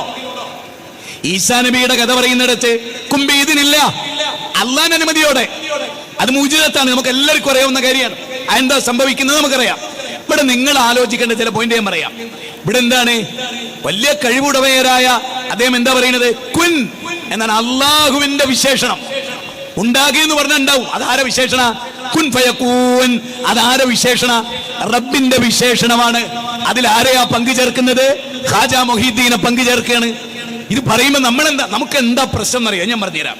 ഖാജ മൊഹീദ്ദീനെ പറയുമ്പോൾ ഇതാ കണ്ടടാ നമ്മളെ വലിയ ചീത്ത പറയണ വഹാബി. എന്താ നിങ്ങൾക്ക് അള്ളാനെ നിങ്ങൾ തരം താത്തുന്നതിൽ നിങ്ങൾക്ക് വിഷമമില്ലാത്ത? ഫൈസി അള്ളാനെ തള്ളുമ്പോൾ നിങ്ങൾക്ക് ടെൻഷൻ ഇല്ല. കാരണം എന്താ അറിയോ? അള്ളയായിട്ട് നിങ്ങൾക്ക് ബന്ധമല്ല. സമസ്തക്കാരെ നിങ്ങൾ നിസ്സാരമായി കാണണ്ട. നിങ്ങളെ റൂഹ് പിടിക്കുന്നൊക്കെ എങ്ങനെയാന്ന് ലോകത്തെങ്ങാൻ ഒരു പിക്ചറിൽ ഉണ്ടായിരുന്നെങ്കിൽ പിന്നൊരുത്തൻ സമസ്തയാവില്ല. സമസ്ത ഉസ്താദുമാരുടെ ഒക്കെ റൂഹ് മലക്കുൽ മൗത്തിൽ പിടിക്കുന്നത് കണ്ടിരുന്നെങ്കിൽ ലോകത്തൊരൊറ്റ മനുഷ്യന് യുക്തിവാദിയായിട്ടുണ്ടാവില്ലായിരുന്നു. പക്ഷെ അള്ളത് വെക്കാത്ത എന്തിനറിയോ? ഏറ്റവും വലിയ അത്ഭുതമായ ഖുർആൻ നമ്മളെ കയ്യിൽ തന്നിട്ട് അള്ള പറഞ്ഞ് നിങ്ങൾക്ക് തലച്ചോറ് തന്ന് ചിന്തിച്ച് പഠിച്ചാൽ മതി, അത്ഭുതം കണ്ട് മാറണ്ടാന്ന്. അപാരമാണ്.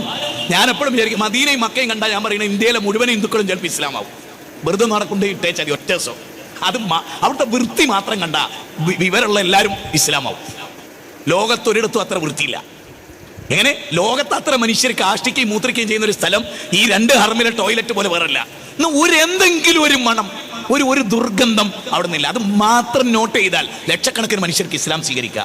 പക്ഷേ ഞങ്ങളോട് പറയുന്നത് ഇവിടെ എന്താ പ്രശ്നം? മരിച്ച കുട്ടിനെ ഇങ്ങനൊരവസ്ഥ ഇല്ല, ആർക്കും ഇല്ല എന്ന് വിചാരിക്കുക. എന്താ പ്രശ്നം? ഒരു മഹാന് മരിപ്പിക്കുന്നു ജീവിപ്പിക്കുന്നു അല്ലല്ലേ എന്ന് ചോദിച്ചു അല്ല. സൂറത്ത് ഫുർഖാന്റെ തുടക്കം എന്താ അറിയോ? ജസ്റ്റ് ഞാൻ ഒരായത്ത് പറഞ്ഞുതരാം. പെട്ടെന്ന് ഓർമ്മ ഒന്നുകൊണ്ട് പറയാണ്. അധ്യായമാണെന്നാണ് ഞാൻ വിചാരിക്കുന്നു. ഓതി പോകുന്ന കൂട്ടത്തിൽ നമ്മളിങ്ങനെ ഫുർഖാന്റെ തുടക്കം തന്നെയാണ്. അല്ലെങ്കിൽ ഇൻഷാ അല്ലാഹ് ആശയം ഞാൻ പറയും, നമുക്ക് നോക്കാം. അത് നമ്മൾ പഠിക്കുക തന്നെ വേണം. നമ്മൾ ഖുർആൻ പഠിക്കുക. അതിനാണ് മുജാഹിദ് പ്രസ്ഥാനം ഇവിടെ വന്നത്.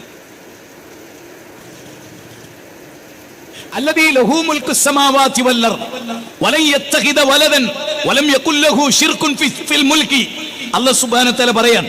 എന്നിട്ട് അല്ലാഹു ഈ സൂറത്ത് ഫുർഖാന്റെ തുടക്കത്തിൽ പറയാണ്, അല്ലാഹു സുബ്ഹാനഹു വ തആല നമ്മോട് പറയുന്നത് വലാ യംലികൂന മൗതൻ വലാ ഹയാതൻ വലാ നുശൂറ. സൂറത്ത് ഫുർഖാൻ മാഷാ അല്ലാഹ്. അതിന്റെ തുടക്കത്തിൽ 3-ാമത്തെ വചനം എന്താ? അവന് പുറമെ പല ഇലാഹുകളെയും ദൈവങ്ങളെയും സ്വീകരിച്ചിരിക്കുന്നു നിങ്ങൾ, എന്നിട്ട് അവർ ദൈവങ്ങളെ യാതൊന്നും സൃഷ്ടിക്കുന്നില്ല. അവർ തന്നെയും സൃഷ്ടിക്കപ്പെട്ടവരാണ്. തങ്ങൾക്ക് തന്നെ ഉപദ്രവമോ ഉപകാരമോ അവർക്ക് ചെയ്യാൻ കഴിയില്ല. അവർ അധീനപ്പെടുത്തുന്നില്ല. എന്ത്? മരണത്തെയോ ജീവിതത്തെയോ ഉയർത്തെഴുന്നേൽപ്പിനെയോ അവർ അധീനപ്പെടുത്തുന്നില്ല. ഒരാളെ മരിപ്പിക്കുന്നതിലോ ഒരാളെ ജീവിപ്പിക്കുന്നതിലോ അള്ളാഹ്ക്ക് പുറമെ ഒരു നബിക്കും പങ്കില്ല എന്ന് തീർത്ത് റഹ്മാനായ റബ്ബ് എവിടെയാ പറയുന്നത്? സത്യാസത്യ വിവേചനം എന്ന അധ്യായത്തില് സൂറത്ത് ഫുർഖാനില്. ഫുർഖാൻ എന്ന് പറഞ്ഞാൽ എന്താ? സത്യന്താ അസത്യന്താ, സമസ്യന്താ വഹാബിസ് എന്താ, ജമാഅത്ത് എന്താ തബ്ലീഗ് എന്താ, ഇതിങ്ങനെ വേർതിരിച്ച് പഠിപ്പിക്കുക. ആ പഠിപ്പിക്കുന്ന കൂട്ടത്തിൽ അള്ളാഹ് പറയാണ്, മൗത്തിനെയാകട്ടെ ഹയാത്തിനെയാകട്ടെ നുശൂറിനെയാകട്ടെ ഒന്നും അവർ അധീനപ്പെടുത്തുന്നില്ല. ആര്? ഒരാളും. പിന്നെ എങ്ങനെ ഹാജ മരിച്ച ഒരാളെ ജീവിപ്പിക്കുക? അത് അള്ളാന്റെ ഖുർആനെതിരാണ്. എന്താ നിങ്ങൾ ചിന്തിക്കാത്ത? ഇനി ഇതൊക്കെ പോട്ടെ, ഈ നമ്മൾ ജീവിച്ചിരിക്കുന്ന ഒരു കാലത്ത് എന്നെ പറ്റിയോ അല്ലെങ്കിൽ ഇവിടെ ഏതെങ്കിലും ഒരു പണ്ഡിതനെ പറ്റിയോ വളരെ ആളുകൾ ശപിച്ചും ആളുകൾ വളരെ കുറ്റപ്പെടുത്തിയും പരിഹസിച്ചും പറയാണ് അബ്തർന്ന്, വാലറ്റവൻ എന്ന് പറഞ്ഞാൽ കുട്ടികളില്ലാത്തവൻ, കുട്ടികളെ കിട്ടിയിട്ട് നിലക്കാത്തവര്. നബീനെ പറ്റി മക്കയിലെ മുശ്രിക്കുകൾ പറഞ്ഞതാണ് അബ്തറാണ്, വാലറ്റാളാണ്. എന്താ കാരണം? നബീന്റെ മക്കളൊക്കെ മരിച്ചു. നബിയുടെ 6 or 5 മക്കൾ മരിച്ചു. അതിൽ ഏറ്റവും ദുഃഖകരമായ മുഹൂർത്തം ചരിത്രത്തിൽ കാണാം. ഇബ്രാഹിം മരിക്കുമ്പോ നബി അസ്ർ കഴിഞ്ഞിട്ട് സല്ലല്ലാഹു അലൈഹി വസല്ലം അസ്ർ കഴിഞ്ഞിട്ട് നബി സല്ലല്ലാഹു അലൈഹി വസല്ലം ആ കുന്നിലൂടെ കയറിപ്പോയി. ഇബ്നു അബ്ബാസ് പറയാൻ, ആന നടക്കണ പോലെ ചടുലമായി നടന്ന് അള്ളാഹുവിന്റെ റസൂൽ മകനെ വാരിയെടുക്കും, തോള് വെക്കും, ഉമ്മ താരാട്ടുപാടും, മേലോട്ടിട്ട് പിടിക്കും, കൊഞ്ചിക്കും. ഒരു കുഞ്ഞിനെ പോലെ നബി ആ മകന്റെ കൂടെ നടക്കും. ആ ഇബ്രാഹിം മരിച്ചിട്ട് 2 കൈകളിൽ ഇബ്രാഹിമിനെ എടുത്തിട്ട്, മോനെ ഇബ്രാഹിം, മോനെ സഹിക്കാനാകാത്ത വേദനയുണ്ട് മോനെ, നിന്റെ മരണത്തിൽ ഉപ്പാക്ക് വേദനയുണ്ട് മോനെ, പക്ഷെ അള്ളാഹ്ക്ക് ഇഷ്ടപ്പെടാത്ത ഒന്നും ഈ ബാപ്പ നിന്റെ പേരിൽ പറയില്ല. എന്റെ ചോദ്യം ഇത്രയേ ഉള്ളൂ, എന്റെ ചോദ്യം ഇത്രയേ ഉള്ളൂ. അജ്മീറിലെ ഷെയ്ഖിനെ മരിച്ചവരെ ജീവിപ്പിക്കാനുള്ള കഴിവ് കൊടുത്ത ആ റബ്ബ് എന്റെ കൂട്ടരെ ശത്രുക്കൾ നബിയെ അബ്തർന്ന് വിളിച്ചിട്ടും വാലട്ടവെന്ന് വിളിച്ചിട്ടും എന്തേ കൂട്ടരെ നബിക്ക് കഴിവ് കൊടുക്കാതിരുന്നത്? നിങ്ങൾക്ക് എന്താ ചിന്തിക്കാത്തത്?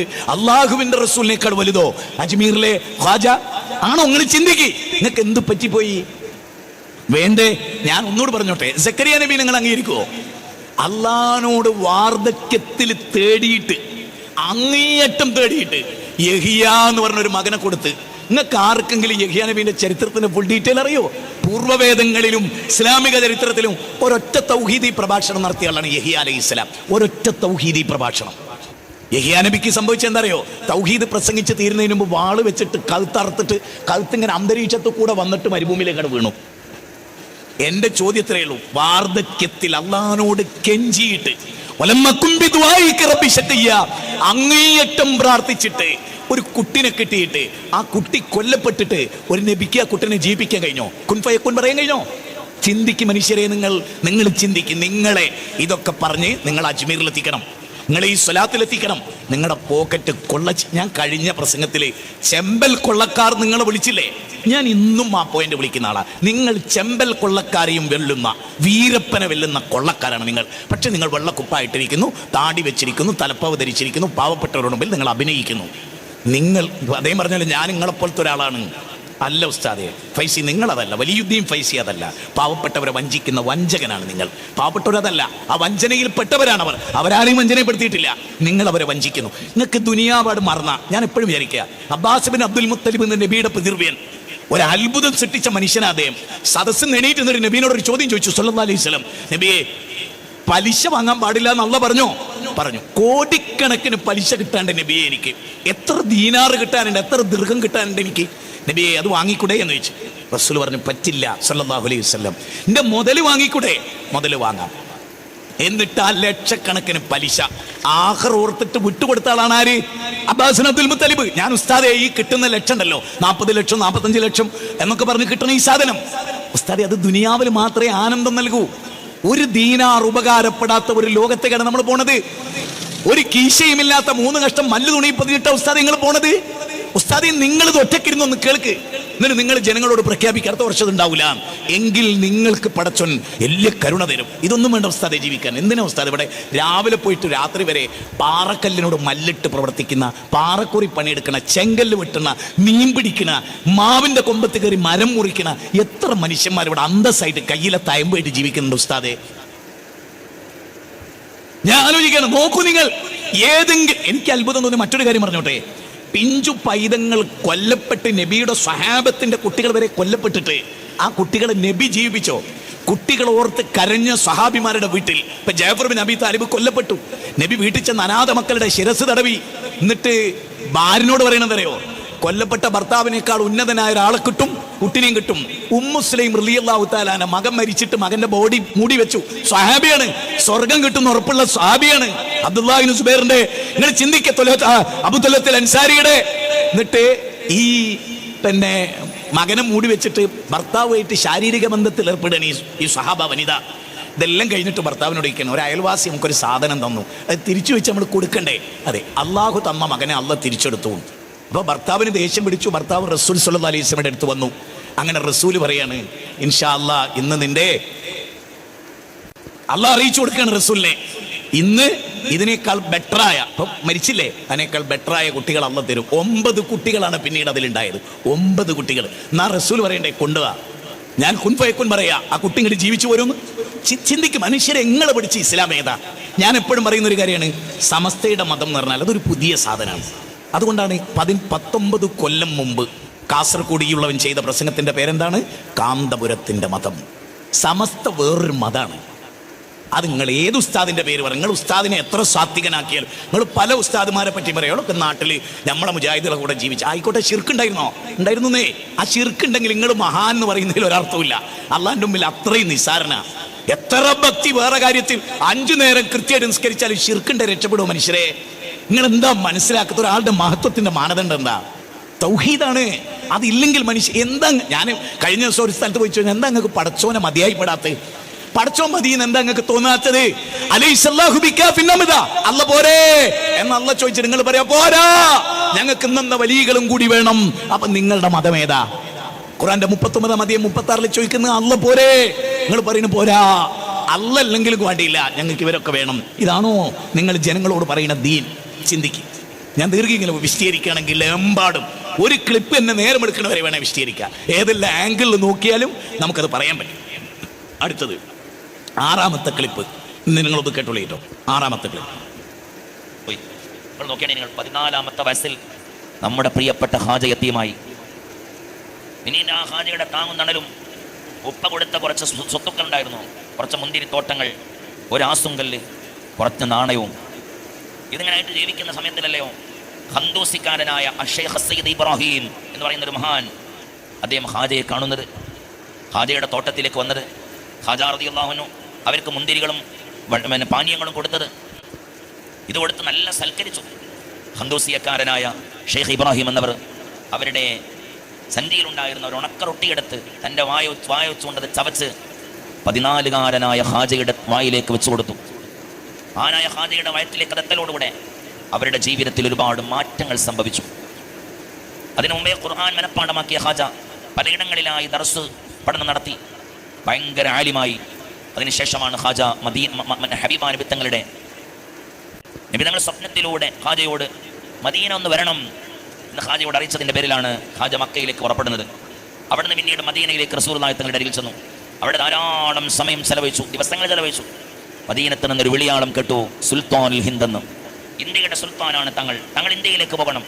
അവിടെയാണ് തങ്ങളുടെ ജനനം, അവിടെയാണ് തങ്ങളുടെ ജീവിതം, അവിടെയാണ് തങ്ങളുടെ മരണം, അവിടെയാണ് നിങ്ങൾ മറവ് ചെയ്യപ്പെടുക. അതുകൊണ്ട് നിങ്ങൾ അങ്ങോട്ട് ദഅവത്തിന് വേണ്ടി പോകണം. ഹാജിദ് കേട്ടപ്പോൾ ദഅവത്തിനായി സ്വന്തം നാട്ടിലേക്ക് വന്ന് അവിടെ നിന്ന് ബുഖാറയിലൂടെ ബൽഖയിലൂടെ. ഇവിടെ എന്തൊക്കെയാ പറയണേ? ആദ്യമായിട്ട് നമ്മൾ പരിശോധിക്കേണ്ടത് പ്രമാണം കൊണ്ട് ഇങ്ങനെ ഒരു കാര്യം തെളിയിക്കാമോ? ഒന്ന്, സ്വപ്നം ഇസ്ലാമിന് പ്രമാണമല്ല. പേരോടൊക്കെ തെളിച്ച് പറഞ്ഞ ആളാണ്. സ്വപ്നം എന്തല്ല? ഇസ്ലാമിൽ പ്രമാണമല്ല. അമ്പിയാക്കളുടെ സ്വപ്നമല്ലാത്ത വേറൊരാളുടെ സ്വപ്നവും എന്തല്ല? പ്രമാണമല്ല. ഒന്ന്, നബി സല്ലല്ലാഹു അലൈഹി വസല്ലം അങ്ങനെ വിളിക്കേണ്ട ഒരു കാര്യം ഉണ്ടോ? അതാണ് ഒന്നാമതായി ചിന്തിക്കേണ്ട പോയിന്റ്. ഞാൻ ശരിക്കും സാധാരണക്കാരുടെ കൂടെ നിന്നുകൊണ്ട് ചിന്തിക്കുകയാണ്. ഒന്ന്, ഞാൻ ചില ചരിത്രങ്ങൾ പറയാം. ഈ വിഷയമായിട്ടാണ് പറയുന്നത്, ശ്രദ്ധിക്കണം. അറഫയിൽ നബി ഒറ്റ ഹജ്ജാണ് ചെയ്തത് സല്ലല്ലാഹു അലൈഹി വസല്ലം. നബി സല്ലല്ലാഹു അലൈഹി വസല്ലം ആ ഹജ്ജിൽ പ്രസംഗത്തിൽ പറഞ്ഞ ചില കാര്യങ്ങളുണ്ട്. ഒന്ന്, അലാഫൽ ഉബല്ലിഗി ഷാഹിദിൽ ഗായിബ, ഇവിടെ ഹാജറുള്ളവർ ഹാജറില്ലാത്തവർക്ക് എത്തിച്ചു കൊടുക്കട്ടെ.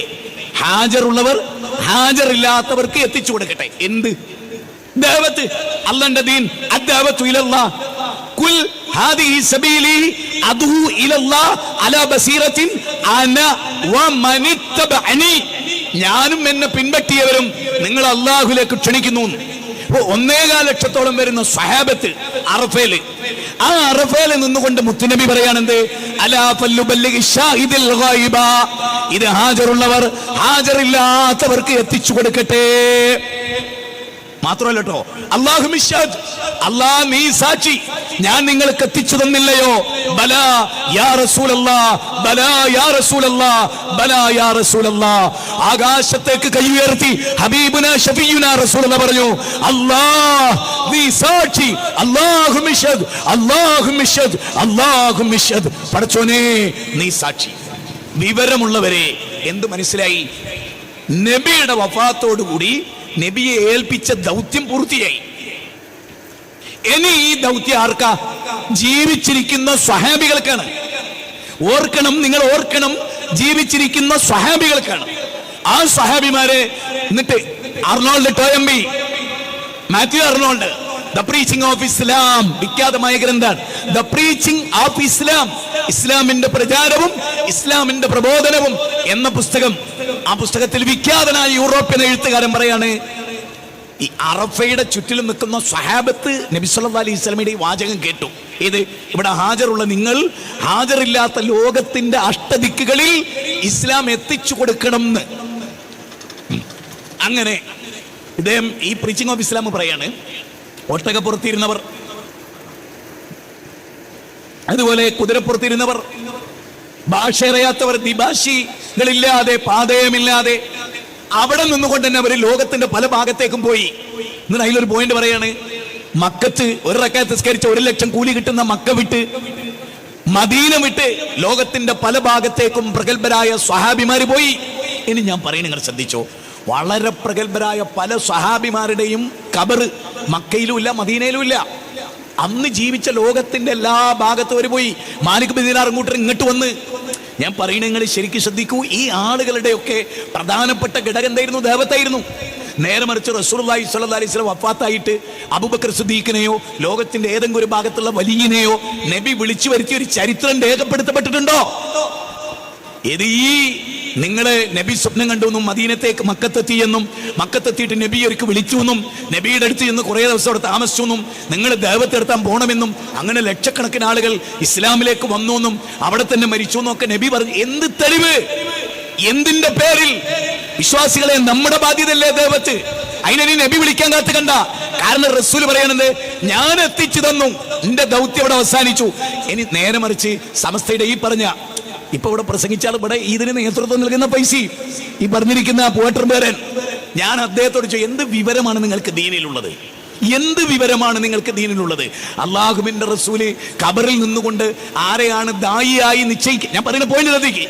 ഇന്ന് നാട്ടിലേക്ക് പ്രബോധകനായി നിശ്ചയിക്കേണ്ട ചുമതല മരണശേഷവും നബിക്ക് ആണെങ്കിൽ സല്ലല്ലാഹു അലൈഹി വസല്ലം നബി നിയോഗിച്ചവരല്ലാതെ വേറെ ആള് ദൈവത്തിന് പോവോ? ചിന്തിക്കുക നിങ്ങൾ. എന്തിനാത്?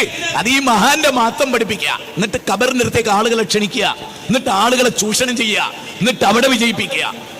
അല്ലെങ്കിൽ ആലോചിച്ചോക്കെ, അതിനോട് അനുബന്ധമായി പെട്ട ക്ലിപ്പിനോട് അനുബന്ധമായി പാവപ്പെട്ടവരുടെ മദീനയാണ് അത്ര അജ്മീർ.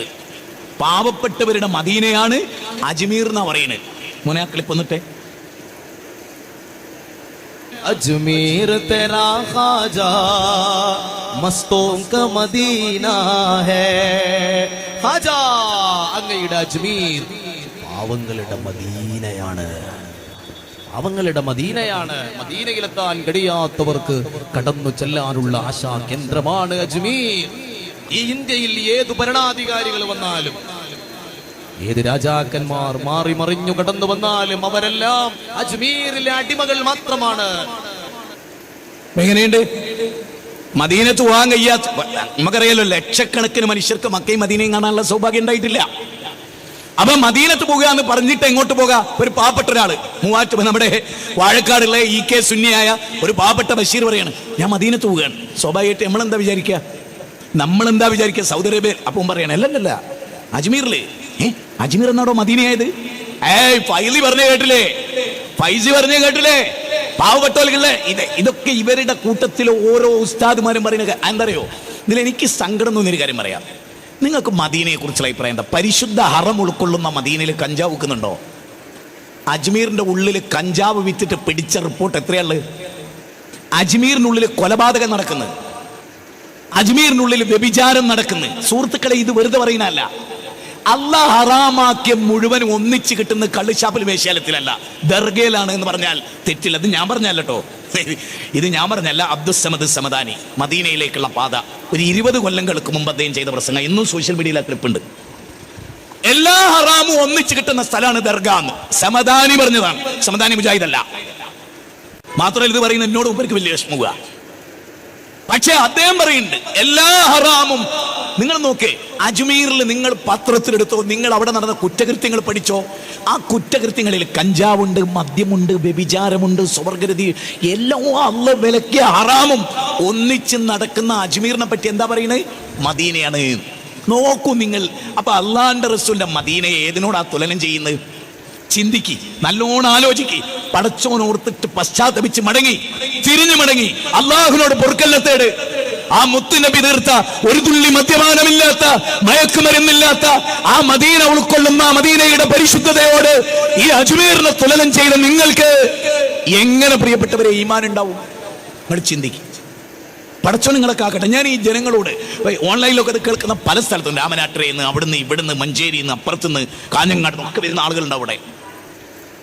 ആ ആളുകളോടാണ് ഞാൻ പറയുന്നത്, നിങ്ങൾ ഈ വിജയിപ്പിച്ചു കൊടുക്കുന്നത് ഉസ്താദിന് മാത്രം മെച്ചമെന്നല്ലാതെ, ആ കമ്മിറ്റിക്കാർക്കൊന്നല്ലാതെ നിങ്ങൾക്കോ നിങ്ങളുടെ ദുനിയാവിനോ നിങ്ങളുടെ ആഖിറത്തിനോ ഇതുകൊണ്ട് എന്തെങ്കിലും ഒരു ഗുണമുണ്ട് എന്ന് നിങ്ങൾ ഒരാളും വിചാരിക്കരുത്.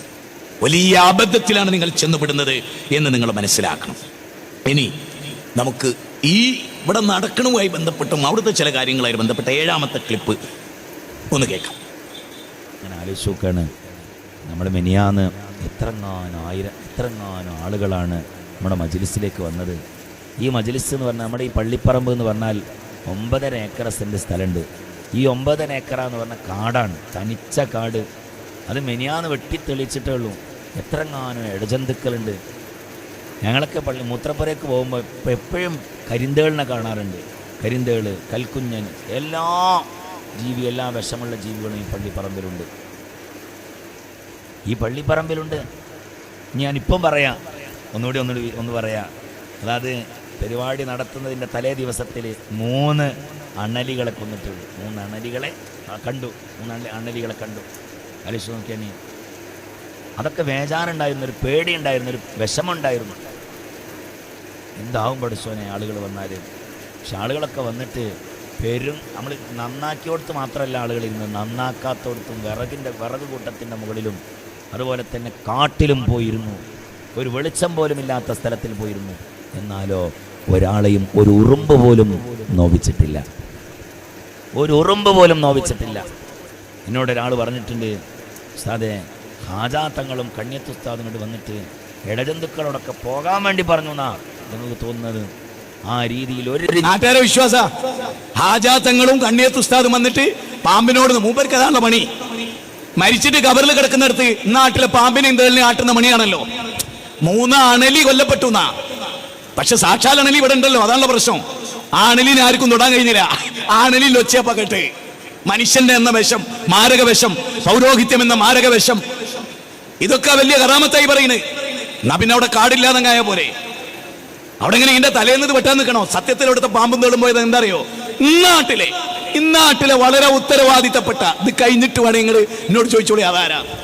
പാൽക്കായം തെളിച്ചത് അവിടെ.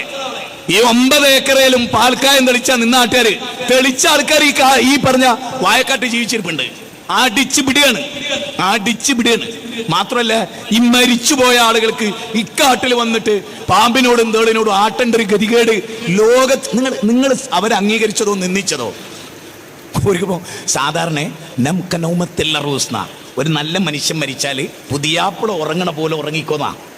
ഇവർക്ക് ഉറങ്ങാൻ നേരണ്ടോ? കനച്ചങ്ങ ഇവിടെ ഈ വാർഷികം നടത്തും ആർന്ന് എണീച്ച് എന്നിട്ട് ഓ പാമ്പേ പൊയ്ക്കത്തളേ എന്ന് പറയേണ്ട പരിപാടിയാണല്ലോ അവർക്ക്.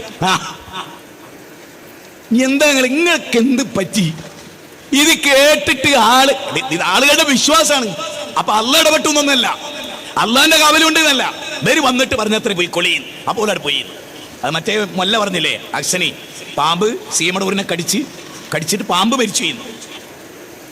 അത്ര വിഷ. അതുകൊണ്ടാണ് ഞാൻ 10 കൊല്ലത്തിന് മുമ്പ് പറഞ്ഞത്, എന്ത് മൂർഖനെയും മൊയിലേരെയും കണ്ട ആദ്യം റെഡിയാക്കേണ്ടത് ആരെയാണ്. അന്ന് എല്ലാവരും എന്നെ വിമർശിച്ച്. പക്ഷെ പിന്നീട് അവർ പറയുന്നത് പാമ്പ് കടിച്ചിട്ട് ഇയാളെ വിഷം കയറിയിട്ട് പാമ്പ് മരിച്ചു ചെയ്യുന്നു. അത് ഞങ്ങൾക്ക് അഭിപ്രായമുണ്ട്. ചില്ലറ വിഷം. ഞാൻ പറഞ്ഞല്ല, 3 അണലീനെ ഇവിടെ കൊന്നു. വലിയ അണലി ഇവിടെ ജീവിച്ചിട്ടുണ്ട്. വലിയ അണലിയാണ് ലോകത്തിലെ ഏറ്റവും വലിയ പ്രശ്നം. പക്ഷെ അത് ഫൈസിന്റെ രൂപത്തിലാണ് നിൽക്കുന്നത് മാത്രം. മനസ്സിലായോ? അപ്പം അത് ഇനി ഇതിലെ നമ്മുടെ പാവ ഒരു ഹമീദ് മാഷുണ്ട് ഇവിടെ. സാധുവിനെ കഴിഞ്ഞ ടൈമിൽ ഞാൻ ഒരു ക്ലിപ്പ് ഇട്ട്, അപ്പം എൻ്റെ പേര് പറഞ്ഞുകൊണ്ട് പിന്നെ ആ ഭാഗം മിണ്ടാട്ടൊരു കട്ട് ചെയ്ത് കളഞ്ഞു.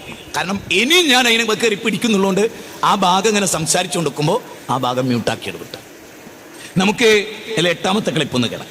എനിക്ക് തോന്നുന്നില്ല. പലപ്പോഴും ഞങ്ങളൊക്കെ ഇവിടെ കമ്മിറ്റിക്കാരെന്ന നിലയിൽ ഇവിടെ ഇരിക്കുമ്പോൾ ഇവിടെ വരുന്ന ആളുകളുടെ സങ്കടങ്ങൾ കേൾക്കുമ്പം അത്ഭുതമാണ്. അത് ഓരോരുത്തർ നമുക്ക് എണ്ണി പറയാൻ കഴിയില്ല. ഒരുപാട് മഹാത്ഭുതങ്ങളാണ്. മെഡിക്കൽ സയൻസിൽ മരുന്നില്ലാത്ത ഒഴിവാക്കിയ എല്ലാ അസുഖങ്ങളും അതിവിടെ തന്നെ പിന്നെ അവസാനം ഉസ്താദിനോട് പറയാണ്. ഉസ്താദിൻ്റെ അടുത്തുള്ള മരുന്ന് എന്താ? നമുക്ക് ദ്വാരക്കാം, മജ്ലിസിൽ ദ്വാരക്കാം. ഉസ്താദ് ഏതൊക്കെ മജ്ലിസിൽ ചെന്നോ അവിടെയൊക്കെ ഈ വസിയ്യത്ത് ചെയ്ത ആളുകൾക്ക് വേണ്ടിയുള്ള പ്രാർത്ഥനയിൽ കൂടിയാണ് ആരുടെയൊക്കെയോ ആമീൻ അള്ളാഹു തആല സ്വീകരിക്കുന്നു. ആ സ്വീകരിക്കൽ വഴി അദ്ദേഹത്തിൻ്റെ അസുഖം പ്രയാസം അങ്ങനെ മാറി വന്നവർ എത്രയോ നമ്മൾ നേരിൽ കണ്ടിട്ടുണ്ട്.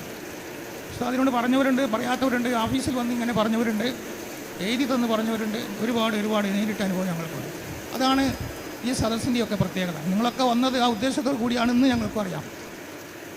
ആംബുലൻസിനും കൂടി ഇട്ടോ ജനങ്ങൾ നിങ്ങളുടെ വലതുവശത്തുള്ള ഇമ്ര ഹോസ്പിറ്റലിന്റെ സമീപത്തേക്കും കൊണ്ടോട്ടി ഇടവണ്ണപ്പാറ അരീക്കോട് ഭാഗത്തേക്ക് പോകുന്നവർ നിങ്ങളുടെ ഇടതുവശത്തുള്ള ചീനി ബസാർ ഭാഗത്തേക്കും നീങ്ങേണ്ടതാണ്. വിശ്വാസികളുടെ പ്രത്യേക ശ്രദ്ധയ്ക്ക് ആരും കൂട്ടം കൂടി നിന്നുകൊണ്ട് വഴി തടസ്സപ്പെടുന്നത് എന്ന് കൂടി ഓർമ്മപ്പെടുത്തുന്നു. കോഴിക്കോട് രാമനാട്ടുകര ബാബു ഹോസ്പിറ്റലിന്റെ സമീപത്തേക്കും ഇടവണ്ണപ്പാറ അരീക്കോട് കൊണ്ടോട്ടി ഭാഗത്തേക്ക് പോകുന്നവർ നിങ്ങളുടെ ഇടതുവശത്തുള്ള ചീനി ബസാർ അരീക്കോട് ഇടവണ്ണപ്പാറ ഭാഗത്തേക്ക് പോകുന്നവർ നിങ്ങളുടെ ഇടതുവശത്തുള്ള ചീനി ബസാർ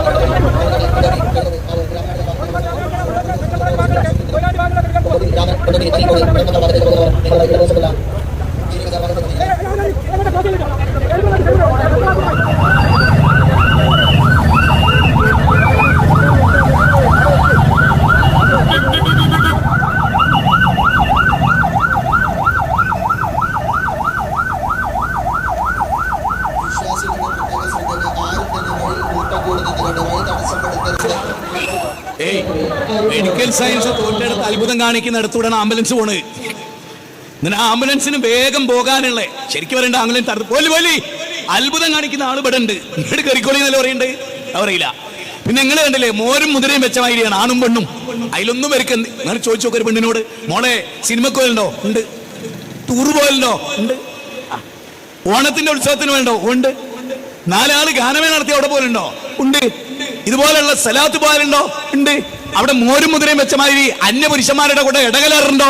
ഉണ്ട്. നിന്റെ മാറും അവന്റെ മാറും ഒന്നിച്ചു ചേരാറുണ്ടോ? ഉണ്ട്. പള്ളി പോകാറുണ്ടോ? ഇല്ല.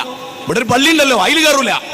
അതിന്റെ പരിസരത്തും കാട്ടിലും കുറ്റിക്കാട്ടിലും ഒക്കെ ഇരുന്നാ പറഞ്ഞേ വലിയേറെ. ആണും പെണ്ണും ആ കുറ്റിക്കാട്ടിലും കാട്ടിലും ഒക്കെ ഇരുന്ന് പള്ളി കയറി കുത്തിരിക്കൂല.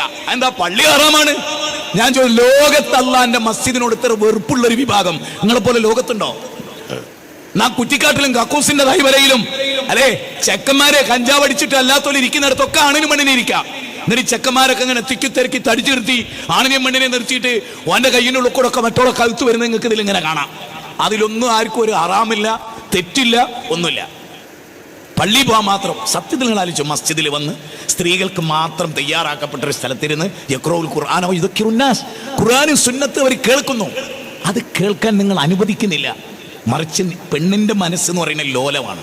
അവർ നിങ്ങൾ എത്ര പെട്ടെന്നാണ് അലിയിച്ചെടുക്കുന്നത്? കഴിയും. സ്ത്രീകൾ അങ്ങനെയാണ്.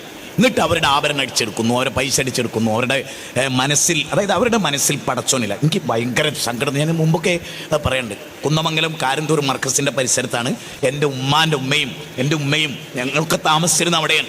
ഇപ്പം എൻ്റെ മുത്തമ്മ എല്ലാവരും അവിടെ ഉണ്ടായിരുന്നു. സത്യം പറഞ്ഞാൽ ഇവരെ സംബന്ധിച്ചിടത്തോളം ഒരു ഉസ്താദുമാർ പഠിപ്പിക്കുന്നുണ്ടുള്ള കുഴപ്പമാണ്. ഇപ്പം എൻ്റെ മൂത്തമ്മൻ്റെ മോന്, ഞാനത് മുമ്പ് പറഞ്ഞിട്ടുണ്ട്, ഞാനിവിടെ വീണ്ടും പറയുന്നത് മനസ്സിലാക്കാൻ വേണ്ടി. മൂത്തമ്മൻ്റെ മോന് ജീപ്പ് ലോറിയൊക്കെ ഉള്ള ഒരു അത്യാവശ്യം ഒരു മുതലാളിയായിരുന്നു. ഇടക്കാലത്ത് ഭയങ്കര കഷ്ടപ്പാട് വന്നു. അങ്ങനെ വീട്ടിലിങ്ങനെ ഇരിക്കാൻ തുടങ്ങി. വേറെ ഒന്നുമില്ല, ബിസിനസ്സൊന്നുമില്ല, കാറില്ല, ലോറിയില്ല, അങ്ങനെയൊക്കെ ആയിരുന്നു. അപ്പം മൂത്തമ്മ പറയാണ്, എൻ്റെ ഉമ്മൻ്റെ മൂത്തമ്മ പറയാണ്, മോനെ ഞാൻ തങ്ങളെടുത്തൊന്ന് പോയി നോക്ക്, തങ്ങളെടുത്ത് ഒന്ന് പോയി നോക്ക്. അപ്പം എൻ്റെ മൂത്തമ്മൻ്റെ മോനെ കുന്നമംഗലം ഭൂപതി പള്ളിയിൽ ജമാഅത്തെ ഇസ്ലാമിക്ക് ഒരു പള്ളിയുണ്ട് അവിടെ. ആ പള്ളിയിൽ ഇടക്കിടക്ക് ഇങ്ങനെ പോകുന്നതുകൊണ്ട് അദ്ദേഹത്തിന് തൗഹീദ് മനസ്സിലായിട്ടുണ്ട്, ഈ പ്രഭാഷണങ്ങളിൽ നിന്നൊക്കെ മനസ്സിലായിട്ടുണ്ട്. അപ്പോൾ അദ്ദേഹം മൂത്തമ്മനോട് പറഞ്ഞു, ഉമ്മ തങ്ങളെടുത്തൊന്നും പോയിട്ട് കാര്യമല്ല, നമ്മുടെ ഹൈറും ഷെറും ഒക്കെ തീരുമാനിക്കുന്നത് അള്ളയാണ്. എൻ്റെ മൂത്തമ്മ അന്ന് എൻ്റെ മാമനോട് ചോദിച്ച ചോദ്യം എന്താ? എൻ്റെ ഒരു ഒലക്കമ്മല അള്ള. 5 നേരം നിസ്കരിക്കുന്ന നിക്കാബ് ധരിക്കുന്ന എൻ്റെ മുത്തമ്മയാണ്. നിങ്ങൾ ഓർക്കണം, ഒരു നോമ്പും ജീവിതത്തിൽ ഉപേക്ഷിച്ചിട്ടില്ല, ഒരു ദിക്റും മുത്തമ്മ ഉപേക്ഷിച്ചിട്ടില്ല. ആ മൂത്തമ്മയാണ് അള്ളാഹിനെ പറ്റി എന്ത് പറയുന്നത്? എൻ്റെ ഒരു ഒലക്കമ്മൽ അള്ളാഹ്. അത് മൂത്തമ്മ പറയുന്നത് എന്തുകൊണ്ടറിയാം? ഔലിയാക്കളുടെ സ്ഥാനം അള്ളാഹ്ക്ക് കൊടുക്കാൻ ഉസ്താദുമാർ അവർ സമ്മതിച്ചിട്ടില്ല. ഈ പോയിന്റെങ്കിലും നിങ്ങൾ ഉൾക്കൊള്ളണം. അള്ളാഹുവിനേക്കാളുപരി ഔലിയാക്കളെ മനസ്സിൽ പ്രതിഷ്ഠിച്ചു പോയ ആളുകളാണ് ഇവർ. മൊയ്തീൻ മാലയുടെ ഖുതുബിയത്തിലൂടെ, മഞ്ഞക്കുളം മാലയിലൂടെ, കപ്പപ്പാട്ടിലൂടെ, കുപ്പിപ്പാട്ടിലൂടെ, മാലപ്പാട്ടുകളിലൂടെ അവര്. അതുകൊണ്ട്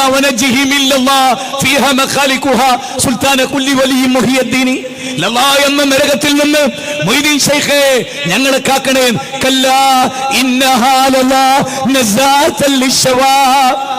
നരകം ഭയാനകരമാണ്. സൂറത്ത് മാരിദിലെ 15-16.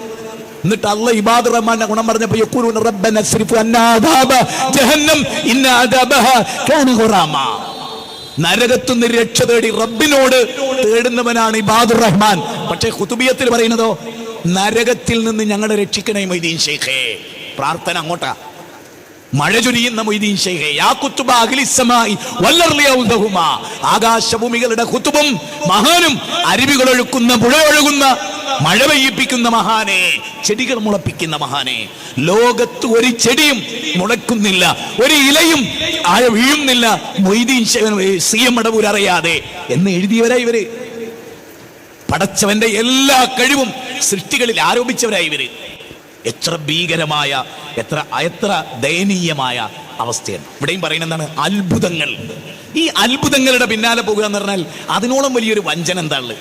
ഇപ്പൊ സായിബാബ, ഞാൻ ഇപ്പോഴും ഓർക്കുകയാണ്, സായിബാബ ജീവിച്ചിരിക്കുന്ന കാലത്ത് എൻ്റെ വീടിൻ്റെ തൊട്ടടുത്തൊരു സായി മഠമുണ്ട്.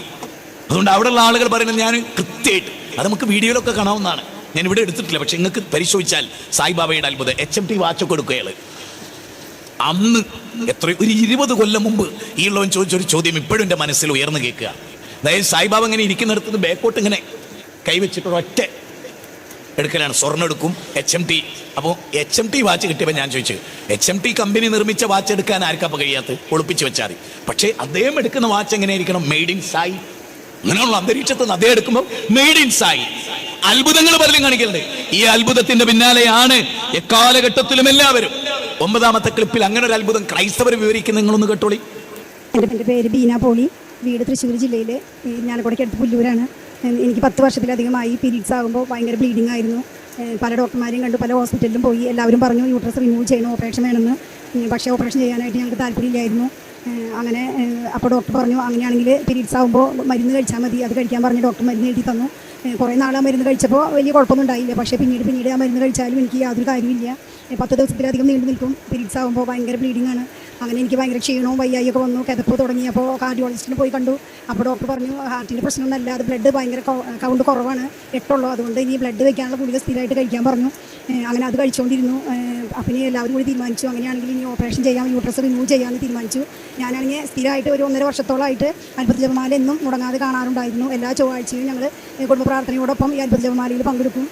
അത് വിടാറില്ല. അപ്പോൾ ഒരു ദിവസം അത്ഭുത ജപമാലയിൽ പങ്കെടുത്തുകൊണ്ടിരിക്കുമ്പോൾ മാർച്ച് മാസത്തിൽ 2ാമത്തെ ആഴ്ചയിലാണ് അച്ഛൻ വിളിച്ചു പറഞ്ഞു, ബീന എന്ന മകളുടെ അതികഠിനമായ ബ്ലീഡിങ് പീരീഡ്സ് ആകുമ്പോഴുള്ളത് കർത്താവ് എടുത്ത് മാറ്റുന്നു, സൗഖ്യം നൽകുന്നതെന്ന് പറഞ്ഞു. അപ്പോൾ അത് ഞാൻ തന്നെയാണെന്ന് പൂർണ്ണമായി വിശ്വസിച്ച് ഈശോയോട് നന്ദി പറഞ്ഞു. 2 ആഴ്ച കഴിഞ്ഞപ്പോൾ എനിക്ക് പതിവ് പോലെ പീരീഡ്സായി. ഞാൻ മരുന്നൊന്നും കഴിച്ചില്ല. വളരെ നോർമലായിട്ട് ബ്ലീഡിങ് ഉണ്ടായുള്ളൂ. ഇപ്പോൾ 6 മാസമായി എനിക്ക് ഞാൻ ഒരു മരുന്ന് ഉപയോഗിക്കുന്നില്ല. വളരെ നോർമലായിട്ട് ഒരു 5 ദിവസമൊക്കെ ആകുമ്പോൾ ബ്ലീഡിങ് നിൽക്കും. ഒരു പ്രശ്നം എനിക്കില്ല. എനിക്കിത് ഈ അത്ഭുത ജപമാലയുടെ കിട്ടിയ സൗഖ്യമാണ്. ഞാൻ പൂർണ്ണമായി വിശ്വസിക്കുന്നു.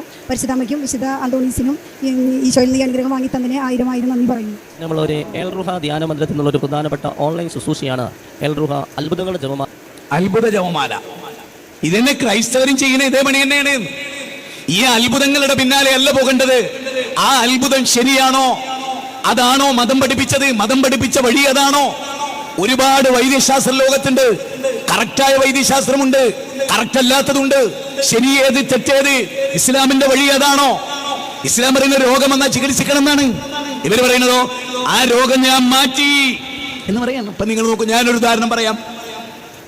ഇപ്പോ ഇതിലെ 13ാമത്തെ ക്ലിപ്പ്, അവിടുത്തെ പൈസ ഉണ്ടല്ലോ, വലിയുദ്ദീൻ ഫൈസി, അദ്ദേഹത്തിന് അപസ്മാര രോഗം ഉണ്ടായിരുന്നു എന്ന് പറയുന്ന ജനങ്ങളോട് അദ്ദേഹം പറയുന്ന 13ാമത്തെ ക്ലിപ്പ് ഒന്ന് കേട്ടു നോക്കി നിങ്ങൾ. പരിഹാരമായിരുന്നു. ഞാനിപ്പോഴും ഓർക്കുക, എൻ്റെ വല്യമ്മയും എൻ്റെ വല്യമ്മയും എൻ്റെ പിതാവൊക്കെ പറയാറുണ്ട് ഒരു വർത്താനം. എനിക്ക് പഴയ കാലത്ത് നല്ല അപസ്മാരമായിരുന്നു. ഇന്നും അതിൻ്റെ ശാഖയുണ്ട്. കാരണം എനിക്ക് നല്ല വെള്ളം കണ്ടുകൂടാ, അതുപോലെ രക്തം കണ്ടുകൂടാ, തലക്കൊരു ചെറിയൊരു കറക്കമുണ്ടാവും. പക്ഷേ എൻ്റെ അപസ്മാരം ഒരിക്കലും മാറുകയില്ല എന്ന് ഡോക്ടർമാർ വിധി എഴുതിയതാണ്. എൻ്റെ അപസ്മാരം തീരെ മാറില്ല, ദിവസേന ഗുളിക കഴിക്കണം എന്ന് ഡോക്ടർമാർ പറഞ്ഞതാണ് അന്നത്തെ കാലത്ത്. അത്രയും വലിയ അപസ്മാരമായിരുന്നു എനിക്ക്. അങ്ങനെ 2 വയസ്സെത്തിയപ്പോൾ അപസ്മാരം മൂത്ത് നിൽക്കുന്ന സമയം എൻ്റെ വല്യമ്മ പറഞ്ഞു എൻ്റെ പിതാവിനോട്, മോനെ നമുക്ക് CM വലിയുള്ളാഹി തങ്ങളുടെ അരികിലൊന്ന് കൊണ്ടുപോയി വെക്കാം. അന്ന് മൂപ്പൻ്റെ വീട്ടിൽ CM വലിയുള്ളാഹി തങ്ങളുണ്ട്. ഞാനിപ്പോഴും എൻ്റെ വല്യമ്മ എൻ്റെ പിതാവൊക്കെ ഇത് പറയും. അങ്ങനെ എന്നെയും എടുത്ത് 2ാമത്തെ വയസ്സിൽ എന്നെയും എടുത്ത് CM വലിയുള്ളാഹി തങ്ങളുടെ അരികിലേക്ക് കൊണ്ടുപോയി. അന്നും എനിക്ക് അപസ്മാരം ഇളകിയിരുന്നു. ഇളകിക്കൊണ്ടിരിക്കുന്ന സമയത്തിലാണ് മൂപ്പൻ്റെ വീട്ടിലേക്ക് എൻ്റെ വല്യമ്മയും എൻ്റെ പിതാവും കൂടെ കൊണ്ടുപോയി. CM വലിയുള്ളാഹി തങ്ങൾ കിടന്നുറങ്ങുന്ന റൂമിൽ വാതിൽ തുറന്നു. CMൻ്റെ അരികിലേക്ക് ചെന്നു. എൻ്റെ വല്യമ്മ പറയാ, CM അന്ന് കുപ്പായമിടാതെ തുണിയെടുത്ത കട്ടിലിൻ്റെ മുകളിൽ ഇങ്ങനെ ഇരിക്കുകയാണ്. എൻ്റെ ഈ ഇളക്കം കണ്ടപ്പോൾ CM വലിയുള്ളാഹി തങ്ങൾ കുട്ടിയെ കൊണ്ട് കൊണ്ടാന്ന് പറഞ്ഞു. അങ്ങനെ വല്യമ്മ എന്നെ കൊടുത്തു CMൻ്റെ കയ്യിലേക്ക്. CM എന്നെ എടുത്തു. എന്നിട്ട് തല മുതൽ കാലുവരെ ഒന്ന് തടവിയിട്ട് പറഞ്ഞു, ഇനി ഇവന് അപസ്മാരം വേണ്ട, ഇനി ഇവന് അപസ്മാരം വേണ്ട, ഇനി ഇവന് അപസ്മാരം വേണ്ട എന്ന് CM വലിയുള്ളാഹി തങ്ങൾ 3 തവണ പറഞ്ഞു. അന്ന് മുതൽ ഇന്ന് വരെ എനിക്ക് അപസ്മാരം ഉണ്ടായിട്ടില്ല. അന്ന് മുതൽ ഇന്ന് വരെ എനിക്ക് അപസ്മാരമെന്നുള്ളതുണ്ടായിട്ടില്ല, എനിക്ക് ഇളകിയിട്ടില്ല. ഡോക്ടർമാർ പറഞ്ഞത് ദിവസേന ഗുളിക കഴിക്കണമെന്നാണ്. പക്ഷേ ഒരു പൊട്ട് ഗുളിക പോലും ഞാൻ കുടിച്ചിട്ടില്ല. അന്നാണ് CM വലിയുള്ളാഹി തങ്ങൾ ഇത് പറഞ്ഞതിന് ശേഷം എനിക്കൊരു അല്ല, അപസ്മാരം ഉണ്ടായിരുന്ന ഇത്ര കുഴപ്പമുണ്ടാവില്ലായിരുന്നു. ഇത് പറയുമ്പോൾ ഞാൻ എൻ്റെ മനസ്സിലൊരു ഇസ്ലാമിക ചരിത്രം ഓർമ്മ വരികയാണ്. നിങ്ങൾ ശരിക്കും ശ്രദ്ധിക്കാൻ വേണ്ടിയാണ്. കാരണം ഞാൻ നേരെ നിങ്ങളോട് തുടക്കത്തിൽ പറഞ്ഞല്ലോ, ഇവർ പറയുന്ന കാര്യത്തെ നമ്മൾ ഇസ്ലാമായിട്ട് തട്ടിക്കുകയാണ്. കാരണം ഇസ്ലാം അള്ളാഹു അവതരിപ്പിച്ച മതമാണ്. ഇന്ന ദീന ഇൻദല്ലാഹിൽ ഇസ്ലാം. 3-ാം അധ്യായം 19-ാമത്തെ വചനം. ഈ ദീനിൽ നബി സല്ലല്ലാഹു അലൈഹി വസല്ലമയുടെ അടുത്ത് ഒരു അപസ്മാര രോഗി വരുന്നുണ്ട്. അപസ്മാരാണല്ലോ പ്രധാനം. വലീദീൻ വൈസിയുടെ അപസ്മാരമാണല്ലോ ഇപ്പോഴത്തെ ക്ലിപ്പ്. നബിയുടെ അടുത്ത് ഒരു വനിത പറഞ്ഞു, നബിയേ, ഞാൻ അപസ്മാര രോഗിയാണ്. അപസ്മാരം എടുത്തിട്ട് ഞാൻ താഴെ വീഴും, ബോധരഹിതയായി വീഴും. അപ്പൊ എന്റെ നഗ്നത വെളിവാകും. എനിക്ക് ഈ രോഗമില്ലാതിരിക്കാൻ നിങ്ങളൊന്ന് ദുആ ചെയ്യണം. ഇവിടെ ഓർക്കണേ, ശരിക്കും ദീൻ എന്താന്ന് ഓർക്കണം. കാരണം നബിയുടെ അനുയായികൾ നബിയിൽ നിന്ന് പഠിച്ചത് നബി എന്നതങ്ങ് മാറ്റിത്തരും എന്നുള്ള കാര്യമല്ല. നബി പ്രാർത്ഥിച്ചാൽ അള്ളാഹ് കേൾക്കും, അത് അവർ വിശ്വസിക്കുന്നുണ്ട്. നബിയുടെ പ്രാർത്ഥന സ്ട്രോങ്ങിൽ സ്വീകരിക്കപ്പെടും. അത് നമ്മൾ ആരും നിഷേധിക്കുന്നില്ല. അള്ളാഹുവിന് ഇഷ്ടപ്പെട്ടവരുടെ ദുആ അള്ളാഹ് കബൂൽ ചെയ്യാറുണ്ട്. ചെയ്യും, ചിലപ്പോൾ ചെയ്യാതെ. അത് അള്ളാഹു ഓരോ സമയത്തും പടച്ചോന്റെ ഇടപെടലാണ്. അതിലൊന്നും നമുക്കാർക്കും ഒരു അവകാശമില്ല. ഇപ്പൊ നബീനോട് പറയുന്നത് എന്താണ്? നബി സല്ലല്ലാഹു അലൈഹി വസല്ലമയോട് പറഞ്ഞു, നബിയെ, ഞാനൊരു അപസ്മാരം, എനിക്ക് രോഗമില്ലാതിരിക്കാൻ നിങ്ങൾ ദുആ ചെയ്യണം. കാരണം അവരെ ശല്യപ്പെടുത്തുന്ന രോഗമാണ്. ഈ രോഗം കൊണ്ടാണല്ലോ നഗ്നത വെളിവാകുന്നത്. അതൊരു പെണ്ണിന് സഹിക്കാൻ പറ്റാത്തതാണ്. അപ്പൊ നബി സല്ലല്ലാഹു അലൈഹി വസല്ലം അവരോട് ചോദിക്കണേ എന്തറിയോ? ഞാൻ പ്രാർത്ഥിക്കണോ? ഞാൻ പ്രാർത്ഥിച്ചാൽ അള്ളാഹു സ്വീകരിച്ചേക്കാം, നിനക്ക് അപസ്മാരം ഇല്ലാതാവുകയും ചെയ്യാം. പക്ഷേ നോക്കണേ, ഇസ്ലാം എന്താണെന്നറിയണം. ഈ അപസ്മാരം നിനക്ക് നല്ലതാ. നിനക്ക് ക്ഷമിച്ചാൽ സ്വർഗം കിട്ടും, ഉറപ്പാണ്. ഈ അപസ്മാരം ക്ഷമിച്ചാൽ നിനക്ക് സ്വർഗം കിട്ടും. ശരിക്കും നിങ്ങൾ ആലോചിക്കും, ഈ സ്ത്രീ പിന്നെ എന്താ പറയുന്നത്? നബി, എനിക്ക് അപസ്മാരം മാറണ്ട, പക്ഷെ ഞാൻ അപസ്മാരം എനിക്ക് വരുന്ന സമയത്ത് ബോധരഹിത വീണു പോവുമല്ലോ. അപ്പൊ എന്റെ നഗ്നത വെളിവാകാതിരിക്കാൻ ഒന്ന് റബ്ബിനോട് ദുആ ചെയ്യണം. ഞാൻ ഈ വാഴക്കാട്ടുകാരോട് ചോദിക്കാൻ, വലിയുദ്ദീൻ ഫൈസി പറഞ്ഞതും നബി സല്ലല്ലാഹു അലൈഹി വസല്ലമയുടെ ആ സ്ത്രീ ആവശ്യപ്പെട്ടത് നബി അവരോട് പറഞ്ഞതും വെച്ചിട്ട് നിങ്ങളൊരു കാര്യം ആലോചിച്ച് നോക്കി. ഇനി ഒരിക്കലും നിനക്കത് ഉണ്ടാവില്ല എന്ന് നബി പറഞ്ഞോ? ഇല്ല. എന്തേ പറയാത്ത? നമുക്കത് ആലോചിക്കണമല്ലോ. നബിക്കാണോ പവർ? സീമടൂരിനാണോ? നബീനേക്കാൾ മേലെയാണ് സീമടൂർ നാട്ടോ നൗഷാദ് ഹസനി പറയുന്നത്. മൊയ്തീൻ ഷെയ്ഖ് നബീനെ പോലെ തന്നെയാണ്, തുല്യം. നബി മൊയ്തീൻ ഷെയ്ഖ് മാത്രമല്ല, ഇവർ പറയുന്നൊരു കാര്യമുണ്ട്. അള്ളാഹിനെ വിളിച്ചാൽ വിളി കേൾക്കുന്നത് മൊയ്തീൻ ഷെയ്ഖാണ്. മൊയ്തീൻ ഷെയ്ഖിനെ വിളിച്ചാലോ വിളി കേൾക്കണം അള്ളയാണ്. അപ്പൊ അള്ളയും മൊയ്തീൻ ഷെയ്ഖും. അള്ളാന്ന് വിളിച്ചാൽ കേൾക്കണ മൊയ്തീൻ ഷെയ്ഖ്, മൊയ്തീൻ ഷെയ്ഖ് എന്ന് വിളിച്ചാൽ കേൾക്കണ അള്ളാഹ്. അപ്പൊ ആരാ? ഇതൊക്കെ വരെ എഴുതി വെച്ചാട്ടോ. അങ്ങനെ ഒരു വിഷയം വരുമ്പോൾ നമുക്ക് സെർച്ച് ചെയ്യാം. ഇവിടെ ഞാൻ ഒന്നുകൂടി പോയിന്റ് ചെയ്യുന്നു, ഒന്നുകൂടി ചിന്തിക്കാൻ വേണ്ടി പറയുന്നു. ഈ ഭാഗമൊക്കെ നമുക്ക് ജനങ്ങളെ കേൾപ്പിക്കണം, ചെറിയ ചെറിയ ക്ലിപ്പായിട്ട്. ഏതെങ്കിലും മനുഷ്യർക്ക് ഇത് സ്ട്രൈക്ക് ചെയ്യാതിരിക്കില്ല. അത് അള്ളാന്റെ മതമാണല്ലോ. നമുക്ക് പ്രത്യേകിച്ച് ഇതിൽ വേറെ ഉദ്ദേശമൊന്നും പാർട്ടി വളർത്താൻ ഒന്നുമില്ല. ഞങ്ങൾ ആരും വിശ്വത്തിന് മെമ്പർഷിപ്പ് എടുക്കണമെന്ന് ഞങ്ങൾ പറയില്ല. ഇപ്പൊ ഞാൻ ഈ സദസ്സിൽ പോലും ഞാൻ ഇങ്ങോട്ട് വരുമ്പോൾ പള്ളിയെടുത്ത് വന്ന ഒരാൾ പറയും, ഉസ്താദേ ഞാൻ സുന്നിയാട്ടോ, ഉസ്താദേ ഞാൻ സുന്നിയാണ്, ഞാൻ പക്കാ സുന്നിയാണ്, പക്ഷെ ഉസ്താദ് ഞാൻ നിങ്ങളെ പ്രസംഗം കേൾക്കുന്നുണ്ട്, നിങ്ങൾ ഇവിടെ കേട്ടിട്ട് വന്നതാണ്. വേറൊരാൾ പറഞ്ഞു, ഞാൻ സുന്നി തന്നെ, ഞാൻ സുന്നികൾ ആരെ പ്രസംഗം കേൾക്കില്ല. ഞാനൊരു കാട്ടിലിങ്ങനെ മൃഗങ്ങൾക്കൊക്കെ വെള്ളം കൊടുക്കാൻ പോകുന്ന ഒരു പതിവ് എനിക്കുണ്ട്. ഞാൻ അവിടെ ചെന്നപ്പോൾ നിങ്ങളൊരു പ്രസംഗം ആരോ കേൾക്കണ്. അങ്ങനെ കേട്ടിട്ട് ഞങ്ങൾക്കിത് അപ്പോൾ ആളുകൾ ഇത് കേൾക്കും. അതാണ് ഞാൻ പറയുന്നത്, ആളുകൾ ഇത് മനസ്സിലാക്കും. നിങ്ങൾ നോക്ക്, നബി സല്ലല്ലാഹു അലൈഹി വസല്ലമ ഈ അപസ്മാര രോഗിയായ പെണ്ണിനോട് പറഞ്ഞു, ഇനി നിനക്കത് വേണ്ട, നിനക്കത് വേണ്ട. അള്ളാഹുലെ സീമടൂർ ഇങ്ങനെയാണ്, ആ രോഗം നിനക്ക് വേണ്ട, അള്ള ഇടപെടൊന്നും വേണ്ട, ഞാൻ മതി എന്ന് അദ്ദേഹം പറയുന്നതായ ക്ലിപ്പ് വരെ നമ്മുടെ കൈവശമുണ്ട്. ഞാൻ പറയുന്നത് ഇത് ഏതാണ് ദീൻ? നബി സല്ലല്ലാഹു അലൈഹി വസല്ലം നമ്മൾ മാത്രമല്ല, നമ്മൾ ഇങ്ങനത്തെ കേസൊക്കെ ഉണ്ടാവുമ്പോൾ മാറ്റി കൊടുക്കാൻ ഇവിടെ ആളുണ്ട്. ക്ഷമിക്കാനൊന്നും നമ്മൾ പറയില്ല. റസൂല് പറഞ്ഞ പോലെ പറയോ? ഇവര് പറയില്ല, ഇവരത് അത്ഭുതമാക്കി മാറ്റും. അപസ്മാരമില്ലാത്ത ഒരാളെ കൊണ്ടുവന്ന് ഞാൻ അപസ്മാര രോഗിയെന്ന് പറയിപ്പിക്കും. അങ്ങനെ പിടിച്ചോർമ്മ എനിക്കുണ്ട്. അങ്ങനെ അത്ഭുതം, അതായത് 25,000 രൂപ കൊടുത്തിട്ട് ക്രിസ്ത്യാനികൾ ആളെ കൊണ്ടുവരിക ഈ രോഗശാന്തി ശുശ്രൂഷക്ക്. എന്നിട്ട് പിടിച്ച സംഭവങ്ങൾ കേരളത്തിലുണ്ടായിട്ടുണ്ട്. എന്തെല്ലാം കള്ളത്തരങ്ങളാണ് മതത്തിന്റെ പേരിൽ നടക്കുന്നത്. അപ്പൊ അപസ്മാരം വേണ്ട വേണ്ട എന്നെന്തേ മുത്തുനബി പറയാതിരുന്നത്? ഇവിടെ ആകെ എന്താണ് മുത്തുനബി നിർവഹിക്കുന്നത്? അള്ളാഹിനോട് ദുആ ചെയ്യാ. നബി അവരുടെ അള്ളാഹുവേ അവരുടെ ഔറത്ത് വെളിവാകാൻ ആ ദുആ അള്ളാഹ് കബൂൽ ചെയ്യണം. ഇവിടെ ദുആ ആരോടാണ്? അള്ളാഹിനോടാണ്. കാരണം എന്താണ്? കുൽ ഇന്നമാ അദൂ റബ്ബി വലാ ഉശ്രിക് ബിഹി അഹദ. പറയൂ നബിയെ, ഞാൻ എൻ്റെ റബ്ബിനോട് ദുആ ചെയ്യൂ. ഇബ്രാഹിം നബിയെ അവർക്ക് അപസ്മാരം മാറ്റി കൊടുക്കുക പറഞ്ഞില്ല. അപസ്മാരം തുടർന്നു, അവർക്ക് സ്വർഗവും കിട്ടും. കാരണം എന്താ? ഈ രോഗം ക്ഷമിച്ചാൽ സ്വർഗം ഉണ്ട് എന്നാ ഔറത്ത് വെളിവാ. നമ്മളതല്ല, ഒക്കെ മൂപ്പരോട് മാറ്റി കൊടുക്കുകയാണ്. ക്ഷമന്റെ വിഷയമല്ല സമസ്തക്കാർക്ക്, ഒന്നും ക്ഷമിക്കാൻ പറ്റില്ല. പിന്നെ ഒക്കെ ദുനിയാവുമായിട്ട് ബന്ധപ്പെട്ട ഇത് നരകത്തുനിന്ന് രക്ഷപ്പെടുത്തണമെന്ന് പറഞ്ഞിട്ടൊന്നുമല്ല ചെല്ലണത്. സ്വർഗം കിട്ടാൻ വേണ്ടി ഇവൻ ആലിമാകണമെന്നും പറഞ്ഞിട്ടല്ലേ ചെല്ലണൊക്കെ ദുനിയാവിലെ മൂത്രവാർച്ച നിൽക്കാൻ, അല്ലെങ്കിൽ പിന്നെ തടി വെക്കാൻ, അല്ലെങ്കിൽ മരിച്ചേ ജീവിക്കാൻ, അല്ലാണ്ട് അല്ലെ വിസ ഇല്ലാത്ത വിസ കിട്ടാൻ, ഇങ്ങനെ ദുനിയാവുമായിട്ട് ബന്ധപ്പെട്ട കാര്യങ്ങളാണ് ഈ പറയുന്നത്. അത് നമ്മൾ ശരിക്കും ആലോചിക്കേണ്ടതാണ്. എവിടേക്കാണ് നമ്മുടെ സമൂഹം ചെല്ലുന്നത്? ഇതിലെ 10ാമത്തെ ക്ലിപ്പ്. യമുന സിസ്റ്റർ ട്രിവാൻഡ്രത്ത് നിന്നാണ് വരുന്നത്. യമുന സിസ്റ്ററിന് ഒരു കണ്ണിൻ്റെ പ്രശ്നം ഉണ്ടായിരുന്നു, തിമിരത്തിൻ്റെ അസുഖം ഉണ്ടായിരുന്നു. അത് ഏപ്രിൽ 25, 2022 ഈ ഏപ്രിൽ 25 അതിൻ്റെ ഒരു ഓപ്പറേഷൻ പറഞ്ഞു. ഓപ്പറേഷൻ അത് ചെയ്തു. പക്ഷേ വീണ്ടും പറഞ്ഞു 1 മാസം കൂടി കഴിഞ്ഞ് സ്കാൻ ചെയ്യണമെന്ന് പറഞ്ഞു. അങ്ങനെ ഒരു മെയ് 17 സിസ്റ്ററിൻ്റെ കണ്ണിന് ആ സ്കാനിങ് വെച്ചായിരുന്നു. പരിണതി സ്കാനിങ് വെച്ചു. അതിനുശേഷം ഇവിടെ വന്ന് ആ സ്കാൻ ചെയ്തപ്പോൾ ഡോക്ടർ പറഞ്ഞു അതൊന്നുകൂടി പരിശോധിക്കണമെന്ന് പറഞ്ഞു. അതിൻ്റെ ഉള്ളിൽ നീര് കെട്ടിയിട്ടുണ്ട്, ഒരു ഓപ്പറേഷൻ വേണ്ടി വരും. ജൂൺ 17 രണ്ടാമത്തെ ഒരു ഓപ്പറേഷൻ കണ്ണിന് ചെയ്താൽ മാത്രമേ കാഴ്ചശക്തി ശരിയായിട്ട് വരത്തുള്ളൂ എന്ന് ഡോക്ടർ പറഞ്ഞു. കഴിഞ്ഞ മാസം ജൂൺ മാസത്തിൽ ആദ്യത്തെ ഹീലിംഗ് ക്രൂസൈഡിന് സിസ്റ്റർ ഇവിടെ വന്ന് പ്രാർത്ഥിച്ചു. ഹീലിംഗ് ക്രൂസൈഡിന് സിസ്റ്ററുടെ സമയത്ത് കണ്ണിന് സൗഖ്യം ലഭിക്കുന്നു എന്ന് പറഞ്ഞു. അതിനുശേഷം പാസ്റ്ററെ കണ്ടും പ്രാർത്ഥിച്ചു. അതിനുശേഷം രണ്ടാമതേ പോയി ചെക്ക് ചെയ്തപ്പോഴത്തേക്കും ഒരു അത്ഭുതം നടന്നു. സ്കാൻ ചെയ്തപ്പോൾ അങ്ങനെ ഒരു പ്രശ്നം ഇല്ല, കണ്ണിന് പരിപൂർണ സൗഖ്യം ആൻറ്റിക്ക് ലഭിച്ചു. ഇങ്ങനെയുള്ള അത്ഭുത കഥകൾ ഇതേ കാര്യം ഫൈസിനെ ഇരുത്തിയിട്ട് ഇവരുടെ ഒരു മുരീദ് പറയുന്നത് 11ാമത്തെ ക്ലിപ്പ് നിങ്ങൾ കേട്ടോ. സെയിം ഈ സംഗതി ഞാൻ പറഞ്ഞല്ലോ, ചാണിന് ചാണായി ഇതൊക്കെ ജനങ്ങളെ വിശ്വസിപ്പിക്കുകയാണ്. നിങ്ങൾക്കറിയാം നിങ്ങളുടെ ഹൃദയത്തിൽ ഇത് സ്വാധീനിച്ചിട്ടില്ലെന്ന്, ഇത് വഞ്ചനയാണെന്ന്. എങ്ങനെ അള്ളാനെ കണ്ടുമുട്ടുന്നതിന് ചോദിക്കണത്? നിങ്ങൾ ആ 11ാമത്തെ ക്ലിപ്പ് നോക്കിയേ, ഇവിടുത്തെ പൈസനെ ഇരുത്തിയിട്ട് പറയുന്നത്. ശബ്ദം വളരെ കമ്മിയാണ്.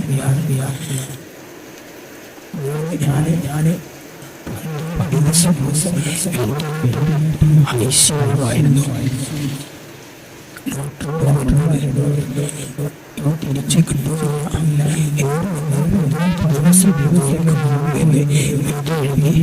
ഹോസ്പിറ്റലിൽ വിളക്കിയതാണ്.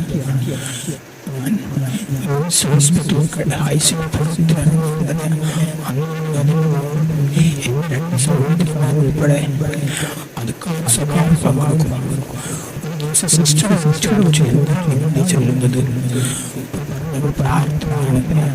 അങ്ങനെ എല്ലാ ദിവസവും ചൊല്ലി തെറ്റാതെ ഇത് പങ്കെടുത്തുകൊണ്ടിരിക്കുകയാണ്.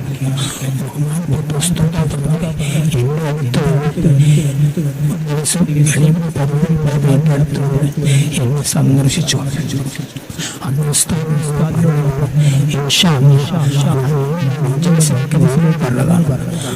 ആ വാക്ക് വായിക്കുവാൻ വളരെ റാഹത്താണ്. ഏത് അസുഖം അതൊക്കെ സ്വഭാവത്തോടെ വളരെ ആ വെള്ളമല്ലാതെ വേറെ എടുക്കാറില്ല. ആ വെള്ളം ഇപ്പൊ വളരെ രണ്ടാമത്തെ ടെസ്റ്റ് ചെയ്ത് ഹോസ്പിറ്റൽ ഡോക്ടർ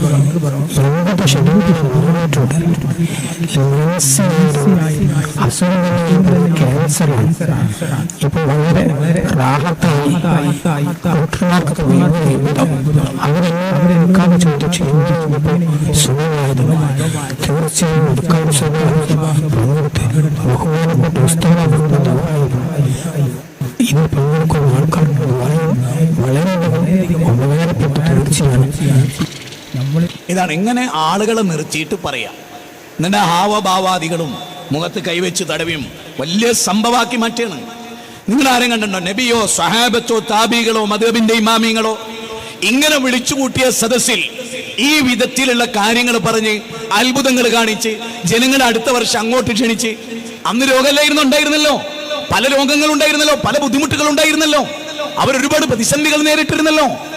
ക്രൈസ്തവർ ചെയ്യുന്ന ഇതേ പണി നമ്മൾ എടുക്കുന്നത് എന്തിന്? അതിലെന്ത് ദീൻ? ആളുകളെ ചതിച്ചുകൊണ്ട് ഇങ്ങനെ ഉണ്ടാക്കുന്നത് എന്തിന്? അള്ളാഹുവിന്റെ റസൂൽ പറഞ്ഞു എന്താ? നിങ്ങൾ രോഗം വന്നാൽ ചികിത്സിക്കണം, ഹറാമ് കൊണ്ട് ചികിത്സിക്കരുത്, വിദഗ്ധമായ ചികിത്സകൾ വരരുത്. ആ കുപ്പിയിലെ വെള്ളം, ഈ കുപ്പിയിലെ വെള്ളം, ആ തേനിന്റെ വെള്ളം, മറ്റേതെന്ന് പറഞ്ഞ് മൊയ്ലന്മാർ ഊതിക്കൊടുത്ത് ആ തുപ്പലടക്കം ഉൾക്കൊള്ളുന്നേ, ഒരുപാട് രോഗാണുക്കൾ നിക്ഷേപിക്കുന്നേ. എന്തിന്? എത്ര വീഡിയോകൾ അങ്ങനത്തെ ഉള്ളത്? പാവപ്പെട്ടവരെ വഞ്ചിക്കുന്ന റഹ്മത്തുള്ള കാസിമി അടക്കമുള്ളവർ വെക്കുന്ന മുരിറ്റ വെള്ളം പല വെള്ളം എന്ന് പറഞ്ഞിട്ട് എന്നിട്ട് അതിന്റെ പിന്നാലെ പോവുക. നിങ്ങൾ ആലോചിച്ചിട്ടുണ്ടോ? മാലക്കുല്ലാത്തർജൂനലില്ലാഹി വക്കാറാ, റബ്ബിന് നിങ്ങളൊരു വക്കാറത്ത് കൊടുക്കാതെ പോകുന്നു. രോഗത്ര ഞാൻ ചോദ്യമൊക്കെ ഉണ്ട്, ഇതെല്ലാം ഉണ്ടായി. എന്തിനാണ് കാന്തപുരം, എന്തിനാണ് മൈത്രി പോയി കിടന്നത്? ഇവിടെ ക്രിസ്ത്യാനികൾ ഇതൊക്കെ ചെയ്താലും വലിയ വലിയ ഹോസ്പിറ്റലുകൾ ഓല കയ്യില്ല. പിന്നെ എന്തിനാ ഹോസ്പിറ്റലിൽ നിന്ന്? എന്തിനാ ഹോസ്പിറ്റല്? അള്ളാഹുവിന്റെ റസൂല് പറഞ്ഞ ചികിത്സ പ്രാർത്ഥനയുണ്ട്. റസൂല് പറയുന്ന രോഗത്തിന് ചികിത്സിക്കണം, ഹറാമ് കൊണ്ട് ചികിത്സിക്കരുത്. രോഗിയെ സന്ദർശിക്കണം, രോഗിക്ക് വേണ്ടി ദുആ ചെയ്യണം, രോഗി റബ്ബിനോട് ദുആ ചെയ്യണം, മുഅബ്ബിദത്താൻ ഓതി ശരീരത്തെ തടവണം. ഇതൊക്കെ പഠിപ്പിച്ചെന്നു. ഇതിന് പുറമെ നിങ്ങൾ ഉണ്ടാക്കുന്ന അധികാറുകൾ, നിങ്ങൾ നിശ്ചയിക്കുന്ന സമയങ്ങൾ. അതുകൊണ്ടല്ലേ കഴിഞ്ഞ ക്ലാസ്സിലെ കൂഫ പള്ളിയിൽ വെച്ച് അല്ലെ എന്ന് പറഞ്ഞതിന് അബ്ദുല്ലാഹി മസ്ഊദ് അവർക്ക് തോന്നിയ അധികാറുകൾ അവർ ചെയ്തത് റസൂല് പഠിപ്പിച്ച പദം കൊണ്ട് തന്നെയാണ്. അത് അവരുടെ വക എണ്ണം നിശ്ചയിക്കുന്നു, വണ്ണം നിശ്ചയിക്കുന്നു, രാവിലെ സമയം നിശ്ചയിക്കുന്നു, സുബഹിന്റെ മുമ്പ് നിശ്ചയിക്കുന്നു, അതിൽ സ്ഥിരമായിട്ട് പങ്കെടുക്കുന്നു, അത് വലിയ കാര്യമായിട്ട് കരുതുന്നു. ഇതിനെയാണ് അബ്ദുല്ലാഹി ഇബ്നു മസ്ഊദ് റളിയല്ലാഹു അൻഹു ശക്തമായി എതിർത്ത്. അതുകൊണ്ട് നിങ്ങൾ സുന്നത്തിലുള്ളത് ചെയ്യൂ എന്നാണ് ഞങ്ങൾ പറയുന്നത്. നിങ്ങൾക്ക് എന്തുകൊണ്ടാണ് റസൂൽ സ്വല്ലല്ലാഹു അലൈഹി വസല്ലം ഇത്ര വെറുപ്പ്? നബി പഠിപ്പിച്ചതൊന്നും ചെയ്യാതെ ആരൊക്കെയോ എവിടെയൊക്കെയോ പഠിപ്പിച്ചതിന്റെ പിന്നാലെ എന്റെ പ്രിയപ്പെട്ട EKP സുന്നികളെ നിങ്ങൾ എന്തിനാണ് പോണത്? നിങ്ങളോട് അല്ലാഹു ചോദിക്കോ? നിങ്ങളോട് ചോദിക്കും എന്ത്? യാ വൈലതാ ലൈതനി ലം അത്തഖദ ഫുലാനൻ ഖലീലാ. എന്നാലും ആളുകളെ കൂട്ടുപിടിച്ചു. ويوم يعض الظالم على يديه يقول يا ليتني اتخذت مع الرسول سبيلا. അല്ലാഹുവിന്റെ റസൂലിന്റെ മാർഗം ഞങ്ങൾ സ്വീകരിച്ചിരുന്നില്ല, മറിച്ച് ഞങ്ങൾ ചെയ്തതെന്താ?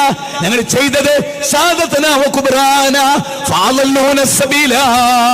സാദാത്യങ്ങളുടെ കുബറായിങ്ങളുടെ പിന്നാലെ ഞങ്ങൾ പോവുകയാണ് ഉണ്ടായത്.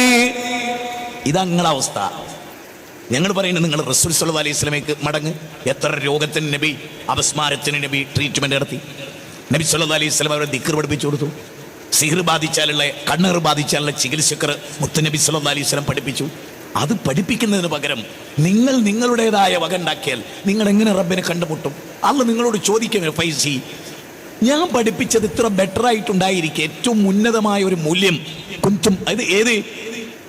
ഈ സൂറത്ത് അഹ്സാബിലെ 21 പറഞ്ഞില്ലേ, മുഹമ്മദ് നബി സല്ലല്ലാഹു അലൈഹി ലഖദ് കാന ലക്കും ഫീ റസൂലില്ലാ ഉസ്വത്തുൻ ഹസന. ഉത്തമമായ മാതൃക നബിയിലാണ്.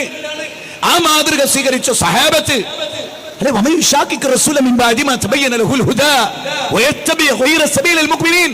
ആ മുഅ്മിനീങ്ങളുടെ പാത 4-ാം അധ്യായം 115. എന്തിനാണ് നമ്മൾ കൈയൊഴിയുന്നത്? ഞങ്ങൾ നിങ്ങളെ വിളിക്കുന്നത് അങ്ങോട്ടാ. ശൈഖുൽ ഇസ്ലാം ഇബ്നു തൈമിയ പഠിപ്പിച്ച ദിക്റിലേക്കാ, ഇബ്നു ഖയ്യിം ജൗസി പഠിപ്പിച്ച ദിക്റിലേക്കാ, ഇബ്നു ജരീർ അത്ബരി പഠിപ്പിച്ച തഫ്സീറിലേക്കാ ഞങ്ങൾ നിങ്ങളെ പഠിപ്പിക്കുന്നതും ക്ഷണിക്കുന്നതും. ഞങ്ങൾക്ക് തെറ്റ് പറ്റൂല എന്നൊന്നും ഞങ്ങൾ പറയില്ല. ചില കാര്യങ്ങൾ ഞങ്ങൾ മനസ്സിലാക്കാതെ പറഞ്ഞിട്ടുണ്ടാവും, അത് ഞങ്ങൾ പിന്നീട് തിരുത്തിയിട്ടുണ്ട്. കാരണം വലയുസിറു അലാ മാ ഫഅലു വഹും യഅലമൂൻ. സൂറത്ത് ആൽ ഇംറാൻ 135. അറിഞ്ഞുകൊണ്ട് തെറ്റിൽ ഉറച്ചു നിൽക്കില്ലൊരു വിശ്വാസി, അയാൾ തിരുത്തും. തിരുത്തുന്നത് നല്ല ഗുണാണ്. ഫൈസി നിങ്ങൾ തിരുത്തണം. നിങ്ങൾ അള്ളാന്റെ കൂടെ ഈ മഹാന്മാരെ പൊട്ടിത്തേങ്ങുന്നതുമായി ഇരുന്ന് ഈ സ്വഭാവം അവസാനിപ്പിക്കണം. എന്നിട്ട് റബ്ബിന് നൽകേണ്ട സ്ഥാനം റബ്ബിന് നൽകണം. ഒമാ ഖദറുല്ലാഹ ഹഖ ഖദരി. അള്ളാഹനെ കണക്കാക്കേണ്ട രൂപത്തിൽ നിങ്ങൾ കണക്കാക്കിയിട്ടില്ല. അല്ലാഹു അലാ കുല്ലി ഷൈഇൻ ഖദീറാണ്, എല്ലാറ്റിനും കഴിവുള്ളവനാണ്. കുൻ എന്ന ശബ്ദം കൊണ്ട് എന്തും നിർവഹിക്കുന്നത് റബ്ബാണ്. അതിലേക്ക് ഒരാളെ നിങ്ങൾ പങ്കു ചേർക്കരുത്.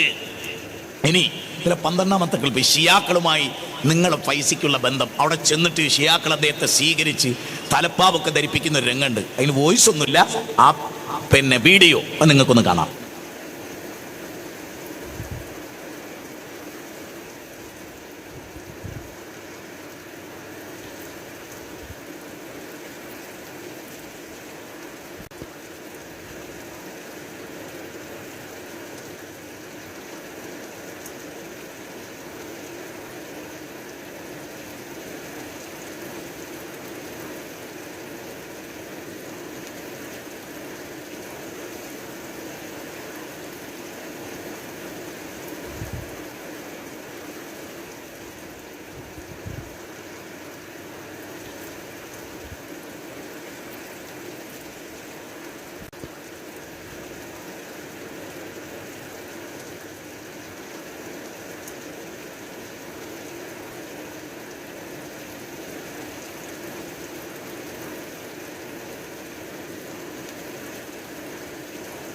ഈ ക്ലിപ്പിൽ നിങ്ങൾ കാണുന്നത് ഷിയാ കേന്ദ്രത്തിൽ ചെല്ലുന്നു, ഷിയാക്കൾ സ്വീകരിക്കുന്നു. ഇവരുടെ ഒക്കെ അസിൽ ഷിയായിസത്തിലാണ്. അള്ളാഹ് അബൂബക്കർ സിദ്ദീഖിന്റെ, ഉമർ ഇബ്നുൽ ഖത്താബിന്റെ അവരൊക്കെ പേരിൽ തെറി പറയുന്ന, ലാനത്ത് പറയുന്ന, അവരെ ചീത്ത പറയുന്ന, അവർ രണ്ട് വിഗ്രഹമാണെന്ന് പറയുന്ന ഷിയായിസമാണ് കേരളത്തിൽ വേരുറച്ചിരിക്കുന്നത്. CMSA പോലെയുള്ള സകലൈനി ഫൗണ്ടേഷനിൽ അവർ പ്രചരിപ്പിക്കുന്നത് ഈ ഷിയായിസമാണ്. അതിൽ നിന്ന് നിങ്ങൾ രക്ഷപ്പെടണമെന്ന് ഞങ്ങൾ നിങ്ങളോട് പറയുന്നത് മരണത്തിന് ശേഷം തുടങ്ങുന്ന ഒരു ജീവിതത്തെ കുറിച്ചാണ്. നിങ്ങൾ മനസ്സിലാക്കണം. 14ാമത്തെ ക്ലിപ്പ് നമ്മൾ അവസാനിപ്പിക്കണം. 10 മണിക്ക് നമ്മൾ വൈൻഡപ്പ് ചെയ്യും ഇൻഷാ അല്ലാഹ്. 14ാമത്തെ ക്ലിപ്പ് നിങ്ങളൊന്ന് കേട്ടോളൂ. അതുപോലെ തന്നെ മടവൂർ ദർഗാ ശരീഫ് അന്തി ഉറങ്ങുന്ന വാനകുന്ന ഖുതുബുൽ ആലം ശൈഖുനാ സിയം വലിയുല്ലാഹി ഖദ്ദസല്ലാഹു തആല സിറഉൽ അസീസ്. അതുപോലെ തന്നെ സിയം വലിയുല്ലാഹി തങ്ങളുടെ മാതാപിതാക്കന്മാര്, അവിടുത്തെ മശായിഖന്മാർ, ഉസ്താദുമാര്, അവിടുത്തെ മുഹിബ്ബീങ്ങൾ, മുരീദുമാർ. മനസ്സിലായല്ലോ? ആലം എന്ന് പറഞ്ഞാൽ എന്താ? ഖുതുബുൽ ആലം, മുദബ്ബിറുൽ ആലം. ഒരു മഹാനെ പറ്റി ലോക ചരിത്രത്തിൽ അങ്ങനെ വിശേഷിപ്പിക്കപ്പെടുന്നില്ല. ഖുർആൻ കൊണ്ടോ സുന്നത്ത് കൊണ്ടോ സച്ചരിതം കൊണ്ടോ ഇമാമിങ്ങളുടെ ഖൗല് കൊണ്ടോ അത് തെളിയിക്കാൻ കഴിയില്ല. ആലം എന്ന് പറഞ്ഞാൽ എന്താ? അല്ലാഹ് ഒഴികെയുള്ളതെല്ലാം അല്ലേ? ഏതൊക്കെ ആലമുണ്ട്? മലക്കുകളുടെ ലോകം, ആ ജിന്നുകളുടെ ലോകം, സസ്യങ്ങളുടെ ലോകം, ജന്തുക്കളുടെ ലോകം, ആന്തരിക ലോകം, ഭൂമിക്കടിയിലെ ലോകം, നമ്മൾ കണ്ടെത്തിയിട്ടില്ലാത്ത അനോഘ ലോകങ്ങൾ. ഈ പ്രപഞ്ചം ആകാശഭൂമികളുടെ 10,000 കോടി നക്ഷത്ര കുടുംബങ്ങളുള്ള 10,000 കോടി നക്ഷത്ര കുടുംബങ്ങൾ, ഗാലക്സികൾ, സൗരയൂഥങ്ങൾ, 13.5 ലക്ഷം ഭൂമി ഒതുക്കി വെക്കാൻ വ്യാപ്തിയുള്ള സൂര്യൻ,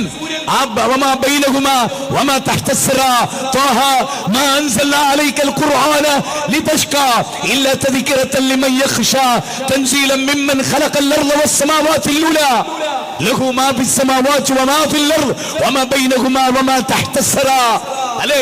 ആകാശവും ഭൂമിയും അതിനുള്ളതും 7 ആകാശത്തിന്റെ അടുക്കുകളും ഇവിടെയുള്ളതെല്ലാം അറിയുന്ന ആളാണ് സിയം മടവൂർ എന്ന വിശ്വാസത്തെ പോലെ ഒരു കുഫർ ലോകത്തൊരു കഫറും പ്രചരിപ്പിച്ചിട്ടില്ലെന്ന് നിങ്ങൾ അറിയണം. പറഞ്ഞു വരുന്നത് നിങ്ങൾ ഇപ്പൊ ഇവിടെ എത്തി. സിയം പടച്ചോനാന്ന് അങ്ങോട്ട് പാടുന്നത്. 15ാമത്തെ ക്ലിപ്പിൽ നിങ്ങൾ കേൾക്കുന്നത് ഹൃദയം പൊട്ടിപ്പോകുന്ന വരികളാണ്. നിങ്ങൾ കേട്ടു നോക്കി.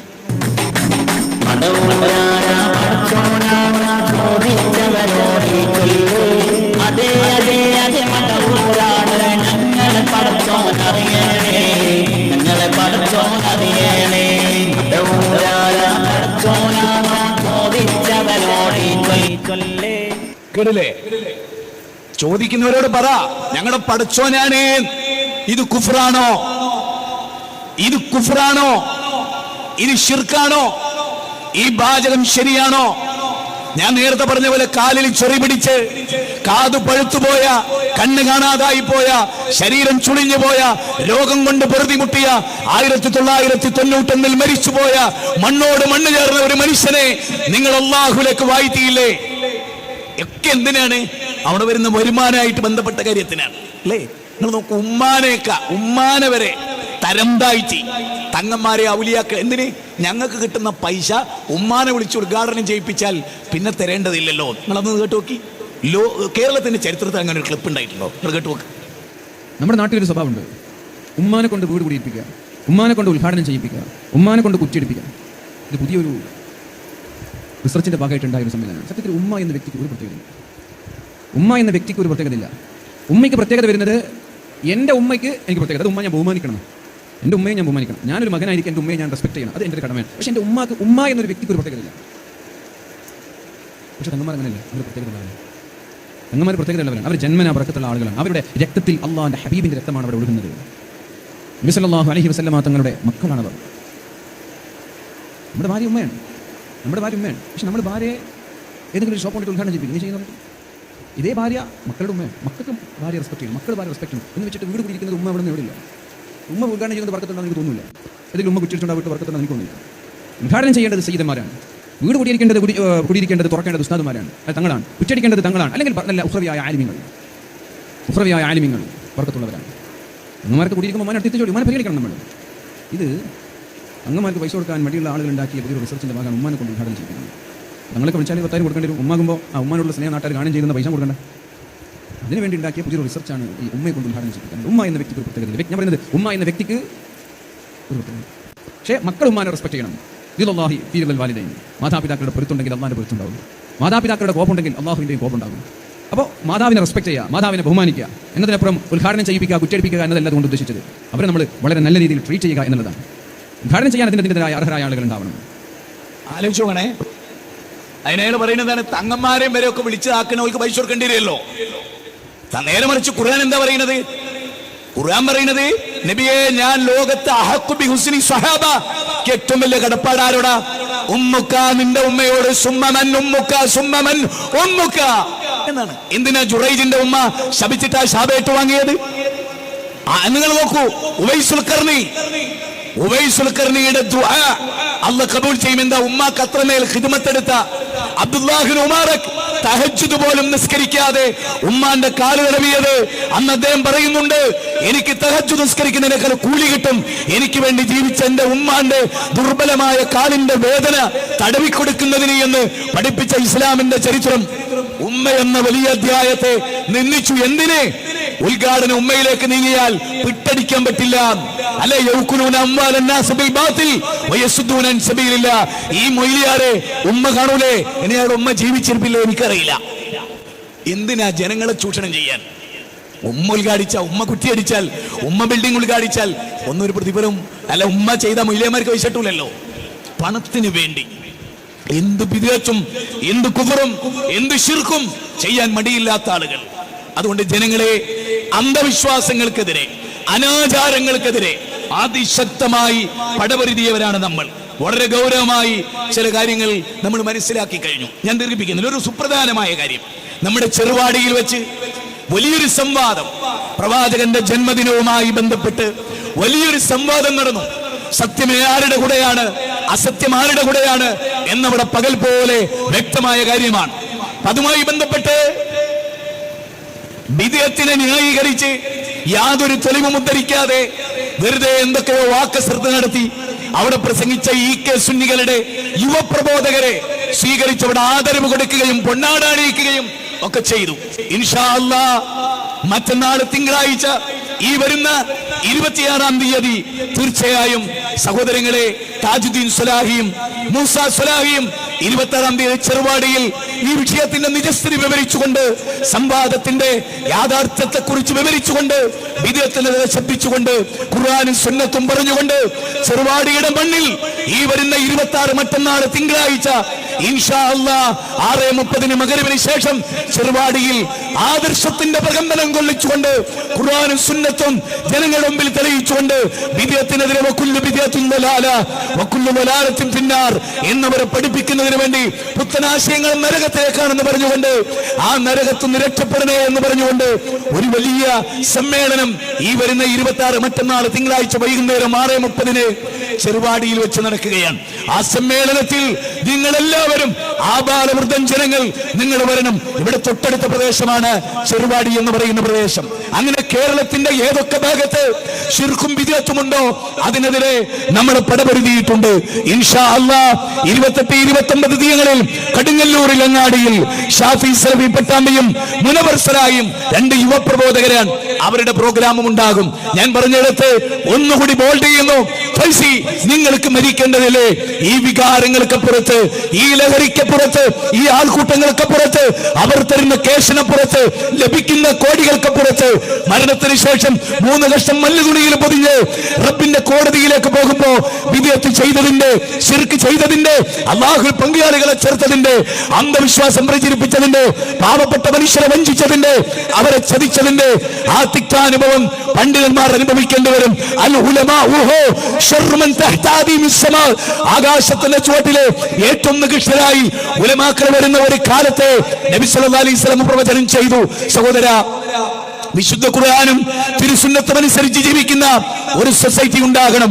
നവോത്ഥാന പ്രസ്ഥാനത്തിന്റെ ചുക്കാൻ പിടിച്ച വായക്കാടിന്റെ മണ്ണിൽ KNM-കാരോട്, മർകസ് ദേവക്കാരോട്, ജമാഅത്തെ ഇസ്ലാമിക്കാരോട് എല്ലാം എനിക്ക് പറയാനുള്ളത്, നമുക്കൊന്നിച്ച് ചെയ്യേണ്ട ഒരുപാട് കാര്യങ്ങൾ ഇവിടെ ഉണ്ട്.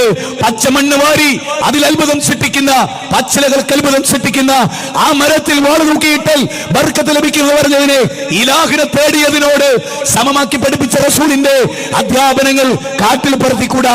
ബദൽ ഇസ്ലാം ഗരീബ വസയഊദു കമാ ബദ ഫതുബ ലിൽറബ അല്ലദീന യുസ്ലിഹൂന മാ അഫ്സദന്നാസ് മിൻ ബഅദി മിൻ സുന്നതി. ഒരു കാലഘട്ടം വരും, അപരിചിതമായ കാലത്തിലാണ് ഇസ്ലാം ഉണ്ടായത്. അപരിചിതമായ അവസ്ഥയിലേക്ക് മടങ്ങിപ്പോകും.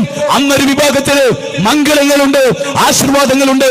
അല്ലദീന യുസ്ലിഹൂന, അവരൊരു കൂട്ടരാണ്, അവർ ഇസ്ലാഹ് നടത്തുന്നുണ്ട്. മാ അഫ്സദന്നാസ് മിൻ ബഅദി മിൻ സുന്നതി, എന്റെ സുന്നത്തിനെ കേടുവരുത്തി വിദേത്ത് കൊണ്ടുവന്ന് ഫസാദുണ്ടാക്കിയവർക്കെതിരെയുള്ള പോരാട്ടമാണ്. നമ്മുടെ കഴിവിന്റെ പരമാവധി ഇസ്ലാഹാണ് നമ്മുടെ ഉദ്ദേശം. നമ്മുടെ ഉദ്ദേശം നിഷ്കളങ്കമാണ്. റബ്ബേ നീ സാക്ഷി, ഈ രണ്ടാം റൗണ്ടിലും ഞങ്ങൾ നിന്നിലേക്ക് ക്ഷണിച്ചു, നിന്റെ മഹദാനിയത്തിലേക്ക് ക്ഷണിച്ചു, നിന്റെ പ്രവാചകന്റെ ചെവിയിലേക്ക് ക്ഷണിച്ചു, നിന്റെ ദൂതന്മാരുടെ പാതയിലേക്ക് ക്ഷണിച്ചു, അഹ്ലു സുന്നത്ത് വൽ ജമാഅത്തിന്റെ പാതയിലേക്ക് ക്ഷണിച്ചു. നാഥ, ഇതിന്റെ പ്രവർത്തകരെ നീ സ്വീകരിക്കണേ, അവരുടെ അധ്വാനത്തെ നീ കബൂൽ ചെയ്യണേ, ഞങ്ങളുടെ പ്രയത്നങ്ങളെ നീ കബൂൽ ചെയ്യണേ. ഈ പ്രസംഗം പിന്നീട് കേൾക്കുന്ന ഒരു ജനതയ്ക്ക് സത്യത്തിന്റെ വെളിച്ചമുണ്ടാക്കി കൊടുക്കണേ, പ്രകാശമുണ്ടാക്കി കൊടുക്കണേ. പടച്ചവനെ, നാറെ അജ്മീറിനെ പോലെ അഥവാ നരകത്തിലേക്ക് ക്ഷണിക്കുന്ന ഇത്തരത്തിലുള്ള കാര്യങ്ങൾക്കെതിരായി നൂർ ഈ പ്രകാശത്തെ, നീ പറഞ്ഞ പ്രകാശത്തെ, ജനങ്ങളെ ഇരുട്ടിൽ നിന്ന് വെളിച്ചത്തിലേക്ക് നയിച്ച ആ പ്രകാശത്തെ, നിങ്ങൾ മനസ്സിലാക്കിയ ഹക്കിനെ ഞങ്ങൾ ഇതാ ഇവിടെ റബ്ബേ പറഞ്ഞു. തെറ്റുണ്ടാവാം, കുഴപ്പമുണ്ടാകാം, ഞങ്ങൾ മൗസൂമികളല്ല, ഞങ്ങൾ പാവങ്ങളാണ്. ഞങ്ങളുടെ ഹൃദയത്തിന്റെ ഉദ്ദേശത്തെ നിനക്കറിയാം, ഞങ്ങളുടെ ഉള്ളിന്റെ ഉള്ള് നീ മാത്രം അറിയുന്നവനാണ്. നാഥ, നീ ഞങ്ങൾക്ക് പുറത്തു തരണമേ. നാഥ, ഇവിടെയുള്ള ശിർക്കിനെ നശിപ്പിക്കാൻ നീ ഞങ്ങൾക്ക് കഴിവ് തരണമേ.